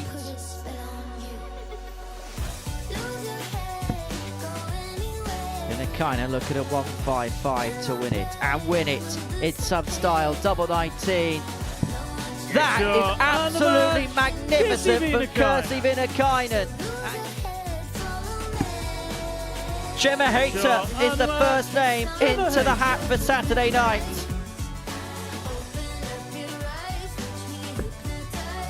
What a dart. Dart of the week. Bar none. Herself on 156. O'Sullivan looking at 142. The bullseye leaves double 16. Well, that is out of the top draw from Rianne O'Sullivan. Yeah, some big moments, some super checkouts in there as well. I'm going to ask you guys what your favourite moments have been this week. Scott, let's start with you. Anything spring to mind? It's probably not a dart being thrown. It was, I think, the bombshell when Trina realised that she'd got through. I think after being told by the referee, congratulations, you've made it. And then she realises that she's actually got through and then, turns to the camera and it was the Trina that we know and love. Yeah, chatted about that with Trina. She said she didn't have a clue. She's just here shaking hands with Jack and he just says congratulations and you'll see her just stop as he says it, turn round. Is that it? Am I through? And then we get the big celebration and it is a fantastic moment, isn't it? And as we said at the start of the night, it showed what it meant to her. Yeah, absolutely. You know, a 10-time world champion, she's played here on numerous occasions, hadn't quite made it through to the final, but I think, you know, as well, it's a testament to how much playing here at the Super Series means to the players because everyone wants to get their hands on that title and the first step is getting through to finals night. But I think overall the campaign for Trina Gulliver, okay, it didn't come to plan tonight, but up to that point, I think we've just seen some real highlights, some really good stuff from Trina. For me, actually, we just saw it in that highlight reel. It was that brilliant dart double 10 that Trina threw. Just talk us through how difficult it is when you throw a dart so close to a double that you block it so much and then you have to find somehow an angle to throw it in. When you're an up and down thrower, to be in line with it is very easy to hit. When you go to that far to the right and have to throw back across it, the target is smaller and the margin for area is even smaller than that. And she just hit it nail on the head and she'll probably do that 5 times and only hit it once. Laura, what about you? Highlights this week? I think overall for me, it's more of a collective. I think the standard has been really stand out from all the players. But obviously, for Group B, especially when you look at the likes of how the averages that we're seeing coming from Lisa Ashton, from Rianne O'Sullivan, that match between Rianne and Lorraine Winstanley as well. I just think, there have been some really good bits, but overall the standard, I've just been really impressed, and it's great to be able to showcase the levels that the women have got. Yeah, you had first-hand experience of it as well. Also, that game in that group between Lisa and Rianne, it's going to be our final with the fastest ever game, and Rianne was just superb in it. Yeah, she had that beautiful 1-4-2 finish as well in the match. Like you say, it was just under 5 minutes for that. But their group match tonight was only 7 minutes on the nose as well. But, look at the stats on that. 3 from 5 at 60%, a 1-4-2, a 98 average. I mean, that is really peak level for any player, not just a woman player. So it's, like I say, it was just great to be able to see the standards that the women have been playing at. Because I'm on the back end of these most weeks at Women's Series. So it's great to have a televised platform to see it as well. Look, Scott, Rianne beat Lisa in that match. She beat her again 3-0 last night. Beat her in her group stage tonight. Is that going to play into tonight's final? It could well do, but I think it's a totally different game now. We've gone through the business end. This is it. This is the business end. This is what they've all come for. There may be a bit of nerves to start the game, but I'm not so sure there will be. I think, like you say, they've played each other enough, not just this week, probably throughout the year. And throughout the years, there's nothing to be frightened of here. I'm expecting them both to come out with full guns a-blazing and no holds barred and nothing left in the practice room. This is going to be good. In terms of legs, though, it's 9-1 in Rianne O'Sullivan's favour in those 3 meetings they've had already this week. But I will say that champions like Lisa Ashton, they win at the right time, don't they? Yeah, absolutely. And I was having a look at the head-to-heads away from this week, and actually it's very heavily weighted in favour of Lisa Ashton. I think recorded matches like 22-1, which I was astounded at that fact. So with their meetings on the Women's Series and everything. But Rianne's found a way this week to kind of really dominate the performances when it comes to her and Lisa. She knows what she's got to do. She expects Lisa to come out with those big scores, guns blazing, and she just needs to stay ahead of her. I'm with Scott. I'm hoping it's one of those games, goes all the distance, 3-2, and we just see the very best from both players. Yeah, a bit of breaking news. Renaud Sullivan has won the bull, so that could be a factor. Is it that speed, that pace of play that suits both players when playing each other?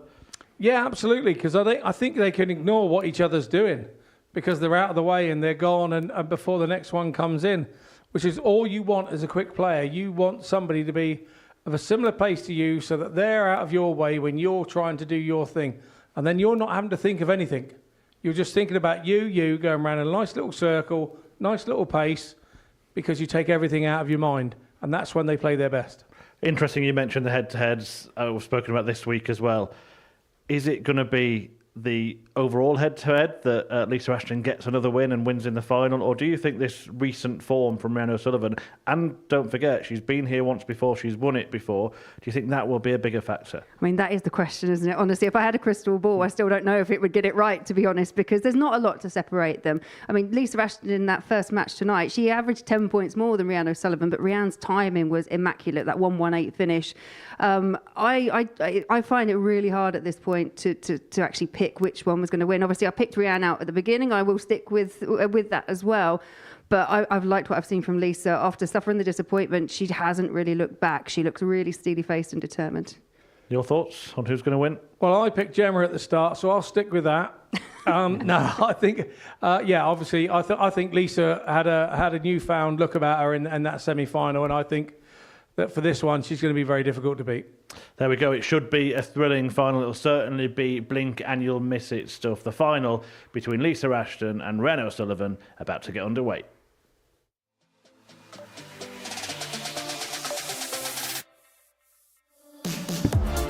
And that's exactly what she does.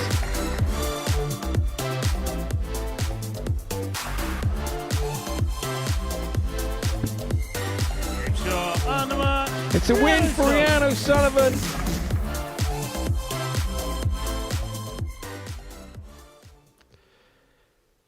Here we go, then it all comes down to this, to see who will be wearing the medal and lifting the trophy at the end of this evening. It's been another specials week for Renaud Sullivan, the first ever winner of a Women's Week here at the Super Series, and she's back to kind of defend that title, as we've been saying. She didn't play in the second one, so it would be a title defence of sorts if the Welshwoman were able to win once again. But standing in her way is one of the most decorated darters on the planet, Lisa Ashton, the legendary Lisa Ashton, looking to lift this title for the first time and get a Super Series star on that shirt. The four-time world champion then taking on the first ever winner of a Women's Week, and that record this week against Lisa Ashton just makes things a little bit more spicy, doesn't it? 3 times they've met, 3 times Renaud Sullivan has won, including already tonight.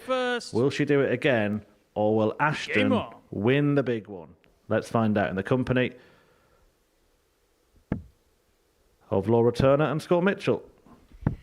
Thanks very much, Smurf. Yeah, everything points in the direction in terms of head-to-head records this week in favour of Renaud Sullivan, someone who's enjoyed success here in the last outing at Women's Week number 1. But 84. Lisa Ashton, since having that disappointment, losing that first group stage tonight, she just has looked a different beast. She really looks focused. And 93. as we were saying, throwing some of the kind of best darts that we find is synonymous with Lisa Ashton. Yeah, it was like a bit of a wakey moment for her, wasn't it, really? It was look, we're at the finals now. We're on finals night. You can't afford to lose another game. So it's a case of getting your head on and just absolutely going for it.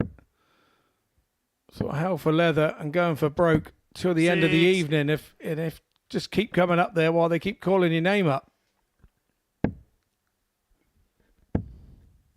Yeah, already at this early stage in the final, Lisa Ashton's wrestled the advantage, a throw away from Renaud Sullivan. She will get a chance to get that opening leg. 60. Lisa requires 72.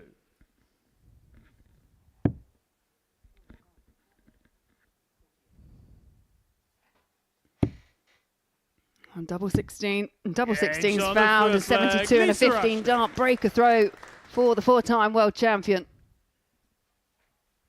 Second leg, it's Lisa to throw first. Game on.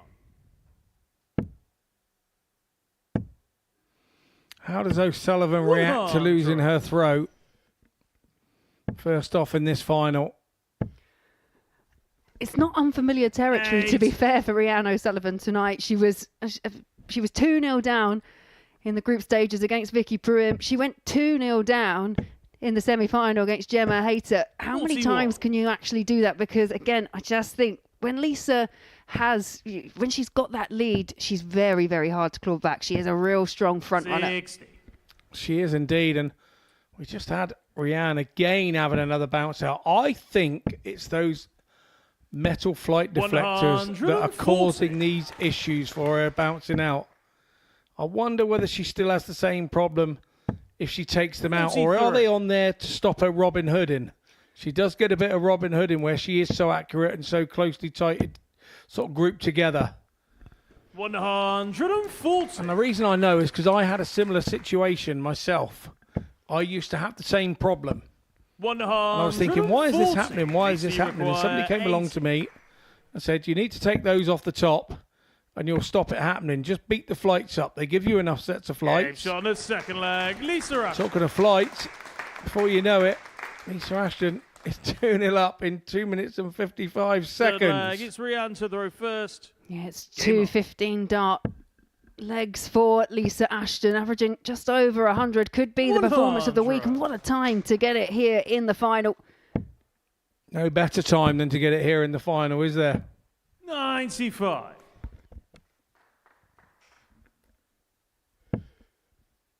Yeah, so far, really dominant display for the Lancashire Rose. Has denied any chance at the outer ring for Rhiannon O'Sullivan. 2 from 2 when it's come to the finishing. 100.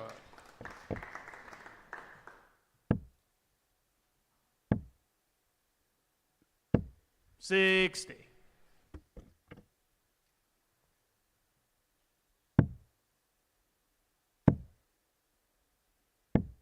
58.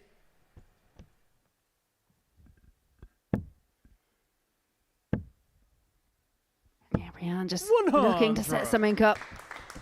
She will have the opportunity to come back for 141. We know that she can find those ton-topping finishes. We saw the 158 to rescue the situation 81. in the semi-final against Gemma Hayter. 141. Yeah, the one for Ashton there turned out to be a bit of a favour to have managed to lead the 167. O'Sullivan hits the big 20. We're looking at 66 left. Oh, 105. brilliantly executed. PC require 167. Treble 10 to leave 36. So 167 here for Ashton. Not going to go on this occasion. 59. Rhiannon, you require All about O'Sullivan. 36. Can she make inroads into this deficit? And she has, and we've seen it twice already from her this evening. Yeah, I'm not sure if Rhiannon's actually got a Fourth leg, nickname, but it's if she can Lisa get to herself throw out of first. this, then I think Houdini might be an appropriate name for her, because, as I say, she's been in this awkward situation a 134. couple of times.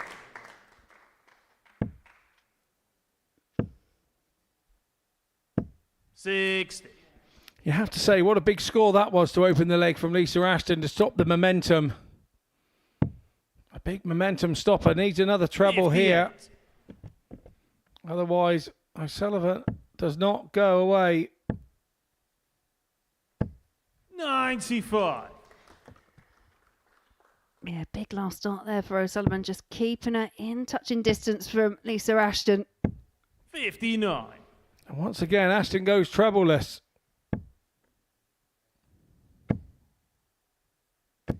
100. And O'Sullivan doesn't. Get scores back to level pegging. 41. Yeah, a bit of a wry smile there from Lisa. 43. But O'Sullivan not punished, so really isn't very much between the two. I was going to say, Ashton surely can't go troubleless again. 4 in a row. 97. She just doesn't do that.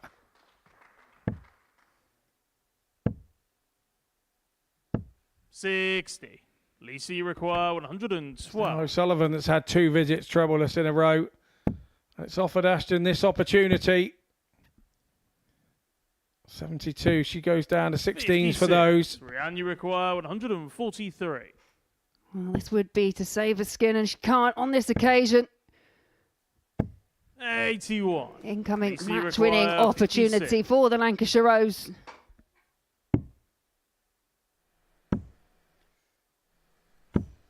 $16. And you Rianne, you couldn't have got them require any 62. closer without being in. It looked easier for her to hit it than miss again. Oh, but it's the single number missed by Rianne O'Sullivan. You can see the 22. disappointment. Lisa, you require 40. And you have to feel that that was the opportunity that Ashton needed once she saw that. Game, That was the only shot. opportunity And the she Modus needed. Super Series Your Women's Week 3 champion. Super Series Lisa Women Week 3 Ashton. champion, Lisa Ashton, our third different winner of the Super Series Women's Week, and a just deserved winner also. These two were the ones that had all the averages, all the numbers coming into the final. It was all about them two. They were running the higher averages, and it turned out to be their final. But it's Lisa Ashton that goes through as our super winner here on Women's Week, Week 3. Here are your stats. Ashton running over a ton average for most of that game until the last leg. She runs out 3-1 winner, 3 from 6 on the double. She'll be pleased with that. O'Sullivan there, 1 from 1 and 100% from her. So if she got the opportunities, you know that she'd have been there with it.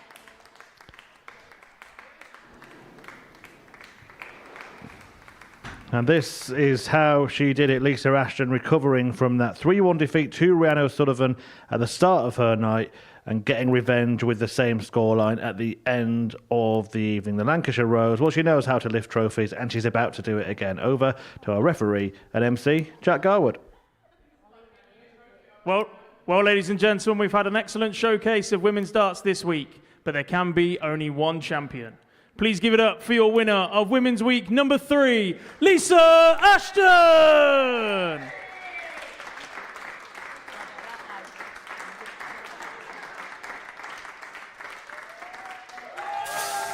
One more time, your Women's Week 3 champion, the Lancashire Rose, Lisa Ashton!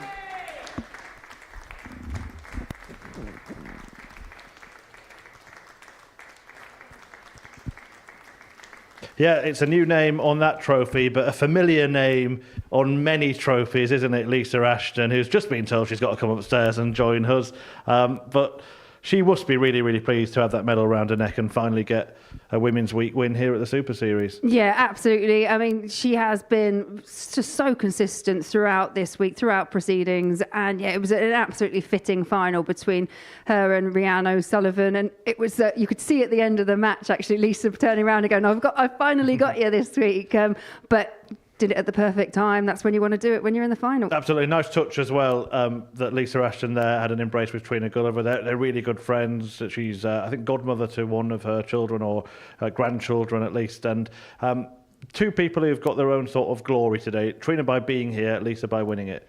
Yeah, I think so, absolutely. I think there's a lot of like little stories that are going to come out from this week. You know, we go back to, you got 17-year-old Paige Pauling, you had Kirsty Hutchinson, she was battling her dartitis, Trina making it through to the final, and Lisa as well. So yeah, I just think it's just been a really successful Women's Week once again. A word on the beaten finalist, Rianne O'Sullivan. She won it the first time, just fell short in the end, and Lisa got a revenge, didn't she? She did indeed. And yeah, Rianne's been another outstanding player throughout this week.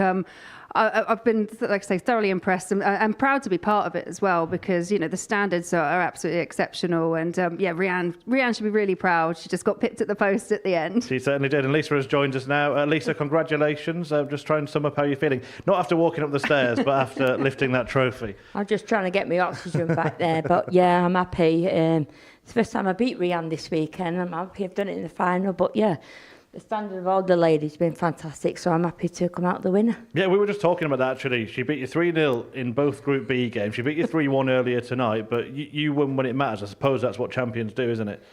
Well, yeah, I just dug in, yeah, because I can't give Rianne all the opportunities, but I'm happy, yeah, to finally get one win over her this weekend. I'm happy to be in the final is even more. What's it like playing against Rianne? Because you must just feel like you're walking around and throwing your darts straight away every time. Both of you are so fast.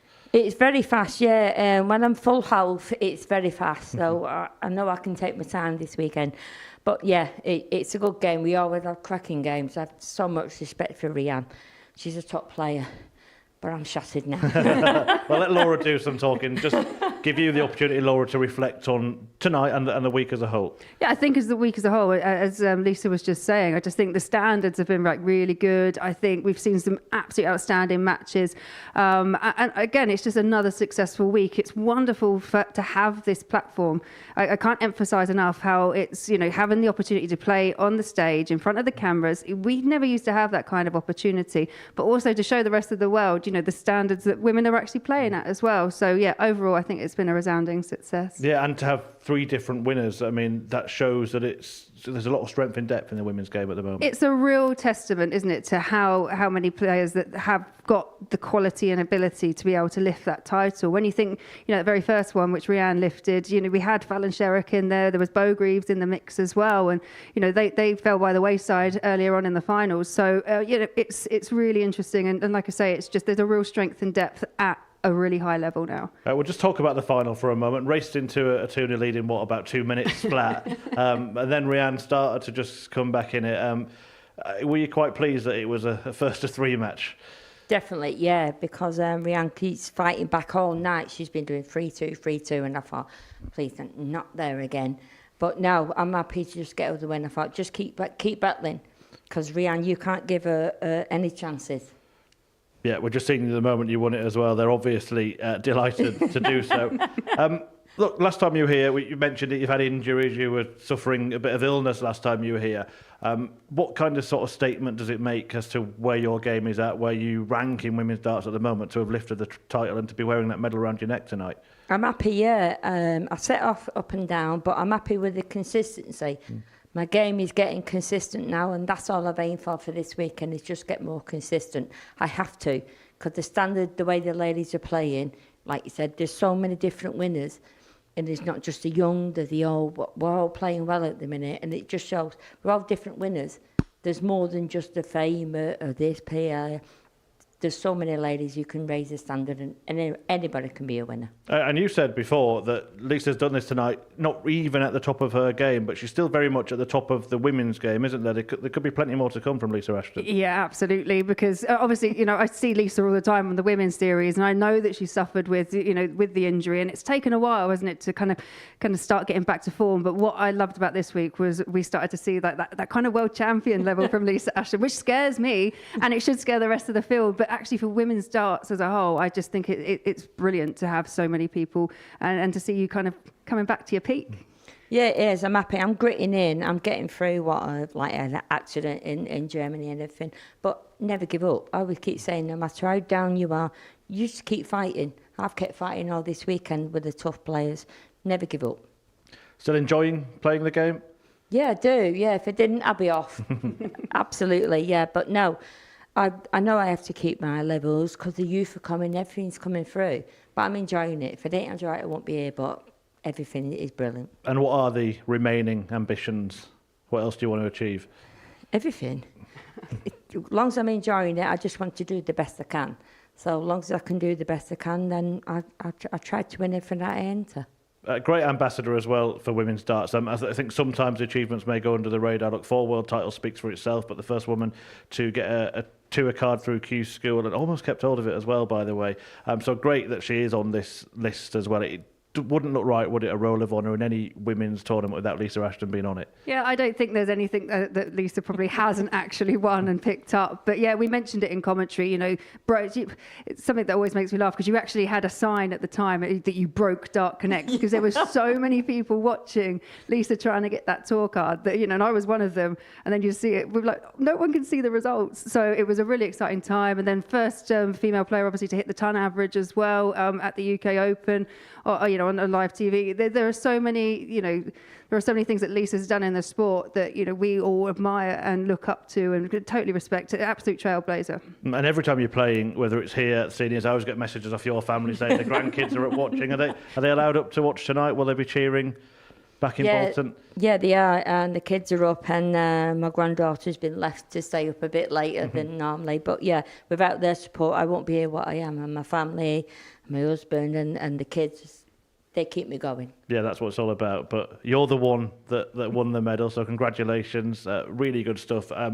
Laura, just finally, just the Women's Week concept as a whole, this Specials Week thing as well, just breaking up the main series. Another success? Oh, 100%, absolutely. And I just think even from the first one coming through to the second and the third, you are still seeing new faces that are still providing those, big scores, exciting action, and yeah, just a great showcase for the standard of women's darts at the moment. And next week, something totally different. International pairs, people playing for the country. It's going to be interesting stuff, isn't it? A different dynamic. Yeah, I love pairs. As I said before, I love the World Cup. And if you haven't played pairs, Lisa's obviously played a lot of pairs in the WDF. If you haven't played pairs, it is totally different. You're reliant on your partner. You hope your partner's going to do well as well. That's the one. Oh, I've just missed. I'm hoping that you can do something. So yeah, it's totally different, but it's going to be a great week. Yeah, it certainly should be. And this has been a fantastic week. Once again, many congratulations, Lisa, a worthy winner. Laura, thanks for your company as well. Former runner-up, of course, didn't quite work out this time. It was her fault, wasn't it? It's all Lisa's fault. Yeah, absolutely. Sorry. I'm really sorry, but I'm not. Right, coming up next, we are going to just relive another women's championship that was held here at the Live Lounge. The WADC final took place, and we're going to show that in full at the end of this evening's show. But it was, all about Lisa Ashton this time around. She's the third name on the Roll of Honour for Women's Weeks here at the Super Series. A fantastic night for the Lancashire Rose, who takes a victory on another fantastic Women's Week here at the Modus Super Series. We'll see you again soon.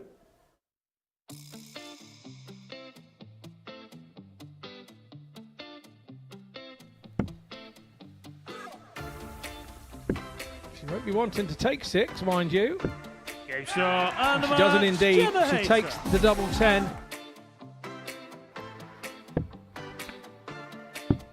Game shot on the second leg, Lisa Ashton. Treble 21st, 18 now. She's going to get one dart at it. Game Oh, shot, and she only needs one dart at it. Sullivan.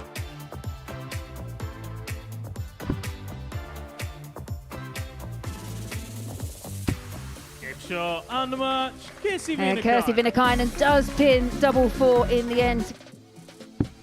Game shot, But no and the mistake match, this time from Lisa Ashton, who does win 3-1. Finds it with the third, and it is a 3-2 victory for Kirsty Viinikainen over Gemma Hayter. She goes 1 for double 4. Tidies it up nicely. Double 10 once again. Game shot on the second leg. This time she Lisa finds it. Game shot, and the match, And that's exactly what she does. Game Oh, shot and on the even first nicer done, leg, that Gemma double. Hayter. Double 19. For an Game absolute shot on the third leg, dunker. Rhiannon Sullivan. What a finish there from Rhiannon O'Sullivan. Game shot, and the match, It's a win for Rhiannon O'Sullivan. Ashton needed once she saw that. Game That was the only shot, opportunity and the she Modus needed. Super Series Your Women's Week 3 champion. Super Series Lisa Women Week 3 Ashton. champion. The Lancashire Rose, Lisa Ashton. What a finish! What a man! The drum roll finishes, and the target is hit. And that was it. And it comes on finals night, and it's a knockout push. Dirty Harrison!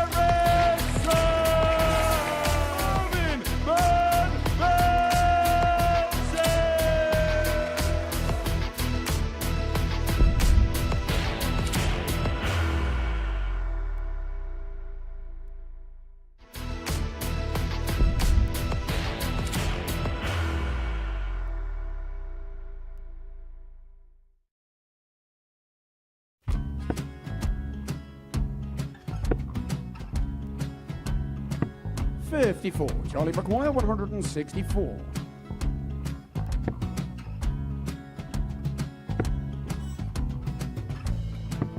$44.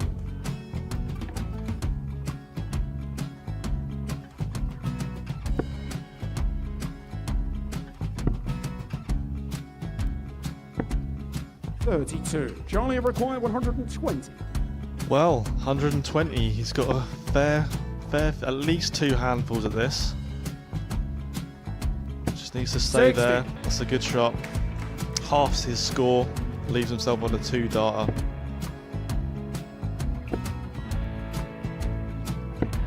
$26. Charlie Time on his require side 60. to become back-to-back singles champion.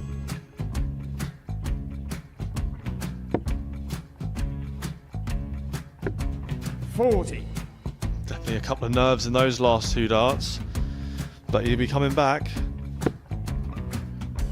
The moment he's been in before this situation. Standing at the back of the stage, Charlie approaching the require Yoki with a 20. chance to win the title.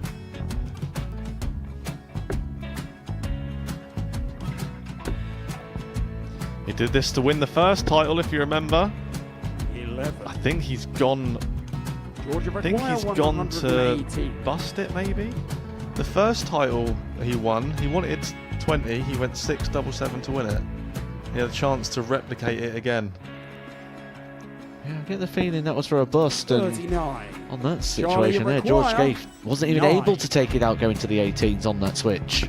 Yeah, I think he just panicked a bit, but he's done well to get that big one. Sometimes can be the hardest part. Georgia requires This is it. 79. It's got to be 19s. It's got to be 19s for this shot. Big 20 and a double. He's got the first one. He's going to get a match dart here.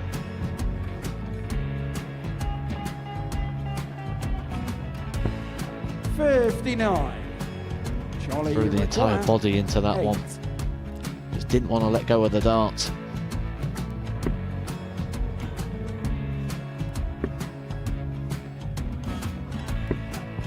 No score. He's given George a chance. Georgia require 20. I think George has been quite good on double 10 today.